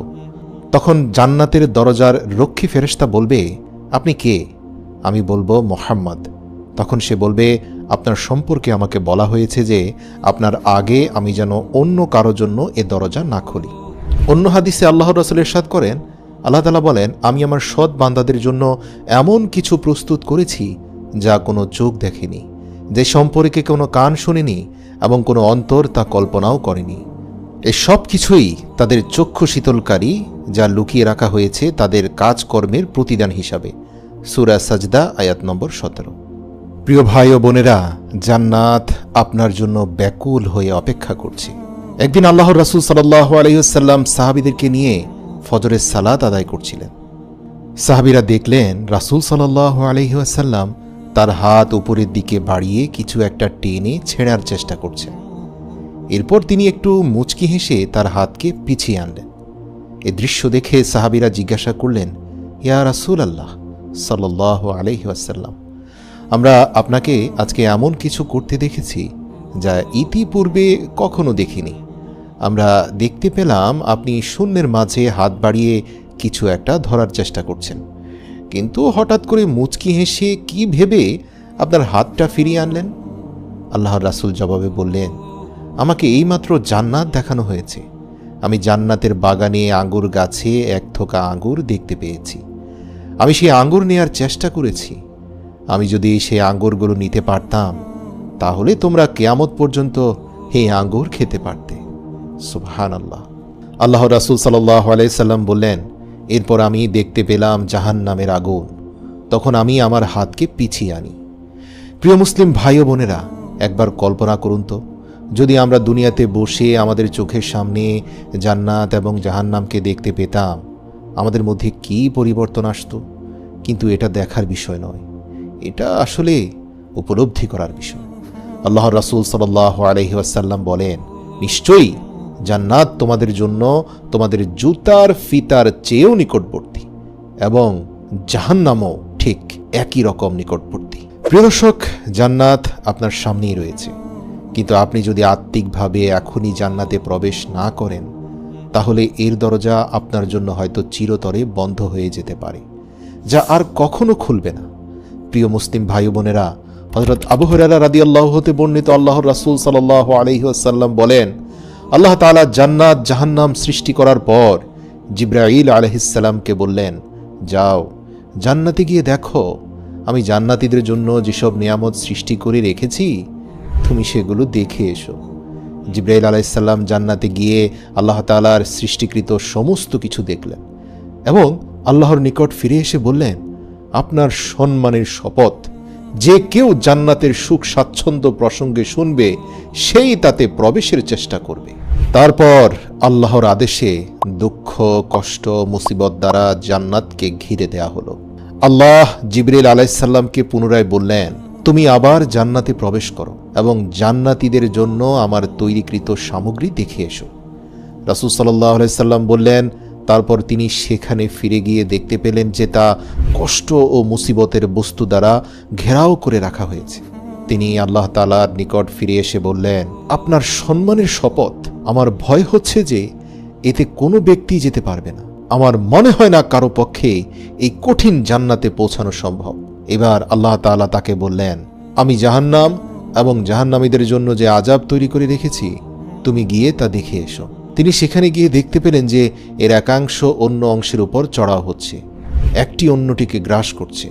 তিনি তা দেখার পর আল্লাহ তাআলার সামনে ফিরে এসে বললেন, আপনার সম্মানের শপথ, যে ব্যক্তি এর বর্ণনা শুনবে সে এতে প্রবেশ করবে না। তারপর আল্লাহর নির্দেশে জাহান্নামকে লোভ লালসা এবং চোখের আকর্ষণীয় বস্তু দ্বারা ঘিরে ফেলা হলো। এরপর জিবরাইল আলাইহিস সালামকে আল্লাহ বললেন, তুমি এবার সেখানে যাও এবং দেখে এসো। জিবরাইল আমিন সেখানে আবারও গেলেন এবং ফিরে এসে বললেন, আপনার সম্মানের কসম, আমার তো ধারণা হচ্ছে যে কেউই এই জাহান্নাম থেকে মুক্তি পাবে না, কারণ এটাকে এত চাকচিক্য দিয়ে দুনিয়াতে আকর্ষণীয় করা হয়েছে। আল্লাহু আকবার। হাদিসটি সুনানে আন-নাসাই, তিরমিজি ও আবু দাউদে বর্ণিত রয়েছে। এরপর আল্লাহ তাআলা জান্নাতকে আদেশ করলেন, এই জান্নাত তুমি বলো। তখন জান্নাত বলল, মুমিনগণ সফল হয়ে গেছে। সূরা মুমিনুনের 1 নম্বর আয়াত। অতঃপর জিবরাইল আলাইহিস সালাম সহ সকল ফেরেশতাগণ জান্নাতের উদ্দেশ্যে জবাব দিয়ে বললেন, তুমি ধন্য, কেননা তুমি হচ্ছ রাজাদের আবাসস্থল। তবে এখানে দুনিয়ার রাজা বাদশাদেরকে বোঝানো হয়নি, ঈমানদারদের বোঝানো হয়েছে, যারা ঈমানের রাজ্যে রাজা, একনিষ্ঠ আনুগত্যের মাধ্যমে এক এবং অদ্বিতীয় খোদাকে যারা খুশি করতে পেরেছে তারাই প্রকৃত রাজা এবং তারাই প্রকৃত রানী হয়ে এই জান্নাতে প্রবেশ করবে। একদা জান্নাত এবং জাহান্নাম আল্লাহ তাআলাকে জিজ্ঞেস করেছিল। জান্নাত বলল, হে আমার প্রভু, কেন আমার মধ্যে শুধুমাত্র দুর্বল এবং নিঃস্ব লোকেরা প্রবেশ করবে? এবং জাহান্নাম বলল, হে আমার প্রভু, আমার ভেতরে কেন শুধুমাত্র অহংকারী এবং দাম্ভিক শক্তিশালী লোকেরা প্রবেশ করবে? আল্লাহ তাআলা জান্নাতকে বললেন, হে জান্নাত, তুমি হচ্ছ আমার দয়া ও রহমত। আমি যাদেরকে আমার দয়া এবং রহমত প্রদর্শন করতে চাই তাদেরকে আমি তোমার মাধ্যমে তা দেখাবো। এরপর আল্লাহ তাআলা জাহান্নামকে উদ্দেশ্য করে বললেন, হে জাহান্নাম, তুই হচ্ছিস আমার ক্রোধ এবং শাস্তি। আমি যাকে শাস্তি দিতে চাই তাকে তোর মাধ্যমে শাস্তি দেব। প্রিয় দর্শক, এখন জান্নাত এবং জাহান্নাম উভয় অধীর আগ্রহে সেই দিনের জন্য অপেক্ষা করছে, এবং আপনি যখন তাদের উভয়কে নিয়ে কোনো দোয়া করেন তখন জান্নাত এবং জাহান্নাম উভয়ে সাড়া দেয়। আল্লাহর রাসূল সাল্লাল্লাহু আলাইহি ওয়াসাল্লাম বলেন, এমন কোনো দিন নেই যেদিন জান্নাত এবং জাহান্নাম উভয় আল্লাহ তাআলার কাছে তাদের অধিবাসী যারা হবে তাদের বিষয়ে প্রশ্ন না করে। জান্নাত বলে, হে আমার রব, আমার বাগানের ফলগুলো পেকে গিয়েছে, আমার নদীগুলো প্রবাহিত হচ্ছে, আমি আমার বন্ধুদের জন্য আর অপেক্ষা করতে পারছি না, আমার বাসিন্দাদেরকে তাড়াতাড়ি আমার কাছে প্রেরণ করুন। জাহান্নাম বলে, হে আমার প্রভু, আমার উত্তাপ অত্যন্ত তীব্র হয়ে উঠেছে, আমার গভীরতা আরও বৃদ্ধি পেয়েছে এবং আমার অগ্নিশিখা প্রচণ্ড ক্রোধে ফেটে যাচ্ছে, তাই আমার লোকদেরকে দ্রুত আমার কাছে নিয়ে আসুন। আল্লাহ তাআলা আমাদেরকে জান্নাতীদের মধ্যে শামিল করুক, আমিন। প্রিয় মুসলিম ভাই ও বোনেরা, আল্লাহ তাআলার দয়ার কথা একবার চিন্তা করুন। যখন জান্নাত এবং জাহান্নাম তারা উভয়ে কথা বলে তখন তারা উভয় ঈমানদারদের জন্য কল্যাণকর দোয়া করে, তারা উভয়ে ন্যাক আমলকারীদের জন্য দোয়া করে। আল্লাহর রাসূল সাল্লাল্লাহু আলাইহি সাল্লাম বলেন, যখনই কোনো মুমিন ব্যক্তি আল্লাহর কাছে 3 বার জান্নাত চেয়ে দোয়া করে তখন জান্নাত সাড়া দিয়ে বলে, হে আল্লাহ, তাকে জান্নাতে প্রবেশ করান। আর কোনো মুমিন যখনই 3 বার জাহান্নামের আগুন থেকে আশ্রয় চায় তখন জাহান্নাম বলে, হে আল্লাহ, তাকে জাহান্নামের হাত থেকে রক্ষা করুন। অতএব জান্নাত এবং জাহান্নাম উভয়ে আপনার জন্য কল্যাণের দোয়া করে, তবে জান্নাত আপনার জন্য প্রস্তুত হয়ে অপেক্ষা করছে। হযরত উবাই ইবনে কাব রাদিয়াল্লাহু বলেন, সাধারণত প্রত্যেক সময় যখনই আল্লাহ তাআলা জান্নাতের দিকে তাকান, আল্লাহ তাআলা জান্নাতকে বলেন, তুমি নিজেকে তোমার অধিবাসীদের জন্য সুসজ্জিত করো, এবং জান্নাত প্রতিটি মুহূর্তে নিজের সৌন্দর্য বৃদ্ধি করে চলেছে এবং এটা চলতেই থাকবে যতক্ষণ পর্যন্ত না মুমিন বান্দারা এর মধ্যে প্রবেশ করবে। সুপ্রিয় দর্শক, আপনারা কি জানেন জান্নাতও রমজান মাসকে পছন্দ করে? এটি তার প্রিয় মাস। আল্লাহ রাসূল সাল্লাল্লাহু আলাইহি সাল্লাম বলেন, যখন রমজান মাস আসে জান্নাতের দরজাসমূহ খুলে দেওয়া হয় এবং জাহান্নামের দরজাগুলো বন্ধ করে দেওয়া হয় এবং শয়তানকে শিকলে শৃঙ্খলাবদ্ধ করা হয়। মহিমান্বিত এই রমজান মাসের একটি রাতও এমন অতিবাহিত হয় না যখন জান্নাতের দরজাগুলো প্রশস্ত হয়, আর আল্লাহ আপনার জন্য জান্নাতকে আরও সুন্দর করে দেন এবং সে আপনাকে প্রার্থনা জানানোর জন্য অধীর আগ্রহে অপেক্ষা করছে।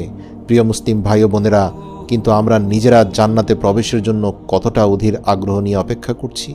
আল্লাহ রাসূল সাল্লাল্লাহু আলাইহি সাল্লাম বলেন, হে ঈমানদারেরা, আল্লাহর কাছে যত বেশি সম্ভব জান্নাত চেয়ে নাও এবং জাহান্নাম থেকে বেশি বেশি আল্লাহর কাছে আশ্রয় চেয়ে নাও, যতটা তোমার পক্ষে সম্ভব। প্রিয় দর্শক, জান্নাত অনুসন্ধানকারী বান্দারা কখনো ঘুমিয়ে থাকতে পারে না এবং জাহান্নামের আগুন থেকে যারা বাঁচতে চায় তারাও ঘুমিয়ে থাকতে পারে না। আল্লাহ রাসূল সাল্লাল্লাহু আলাইহি সাল্লাম আরও বলেন, পরকালের জীবন দুঃখ কষ্ট দিয়ে ঘেরা এবং এই দুনিয়া হচ্ছে আনন্দ আর ভোগবিলাসে পরিপূর্ণ। কিন্তু আপনি যদি জান্নাতের সুখ শান্তি এবং নিয়ামত সম্পর্কে জানতেন তাহলে কি এই দুনিয়ার কোনো আনন্দ বা বেদনা আপনার জান্নাতের পথে বাধা হয়ে দাঁড়াবে? দর্শক, মনে করুন সেই কথা যখন আল্লাহ রাসূল সাল্লাল্লাহু আলাইহি সাল্লাম তার হাত বাড়িয়েছিলেন জান্নাতের বাগান থেকে আঙ্গুরের থোকা নেয়ার জন্য। কল্পনা করুন আপনি যদি ফেরাউনের স্ত্রী আসিয়ার মতো হতেন, যখন তিনি উপরের দিকে তাকালেন এবং জান্নাতে তিনি তার জন্য নির্মিত পুরো প্রাসাদটি দেখতে পান, তখন ফেরাউনের নির্মম অত্যাচারতার মুখ থেকে হাসি কেড়ে নিতে পারেনি।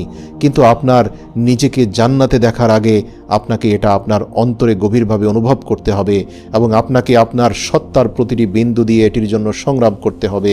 আল্লাহ তাআলা আমাদেরকে জান্নাতের মেহমান হিসাবে কবুল করুন, আমিন। আসুন, জান্নাতের প্রথম ধাপ দুনিয়ার বুকে, সেটা হচ্ছে ইস্তেগফারের মাধ্যমে নিজেকে পরিশুদ্ধ করা এবং ভবিষ্যৎ জীবনে কোনো গুনাহ করব না এই মর্মে আল্লাহকে প্রতিশ্রুতি দেওয়া। আসুন আমরা সেই দোয়াটি পড়ি যেই দোয়াটি পড়ার মাধ্যমে হযরত আদম আলাইহিস সালাম তার জান্নাতে করা গুনাহ থেকে আল্লাহ পাকের কাছে ক্ষমা পেয়েছিলেন এবং যেই দোয়াটি আল্লাহ তাআলা কোরআনে উল্লেখ করে বলে দিয়েছেন এই দোয়ার মাধ্যমে আদম ক্ষমা পেয়েছে, সুতরাং হে আমার বান্দারা তোমরাও ক্ষমা চাও। আসুন সবাই পড়ি, রব্বানা যালামনা আনফুসানা ওয়া ইল্লাম তাগফির লানা ওয়া তারহামনা লানাকুনান্না মিনাল খাসিরিন। হে প্রভু, আমরা নিজেদের উপর জুলুম করেছি, আমরা নিজেদের নফসের গোলামি করেছি, আমাদের আত্মা কলুষিত হয়েছে। হে আমার রব, আপনি দয়াময় মেহেরবান, আপনি আমাদের ক্ষমা করে দিন, আমাদেরকে পরিশুদ্ধ করে দিন, আমাদের নাফসকে আপনি পরিষ্কার পরিশুদ্ধ করে দিন, আমাদের অতীত জীবনের সকল গুনাহ মাফ করে দেন। হে রব, আমাদেরকে ভবিষ্যতে আপনি সরল সঠিক অবিচল পথের উপরে আমাদেরকে প্রতিষ্ঠিত রাখুন, আমাদের ধৈর্য ধারণ করার তৌফিক দান করুন। মৃত্যুর আগের দিন পর্যন্ত আপনি আমাদের এই ধৈর্যকে বিস্তৃত করে দিন। আমা তৌফিক ইল্লা বিল্লাহ।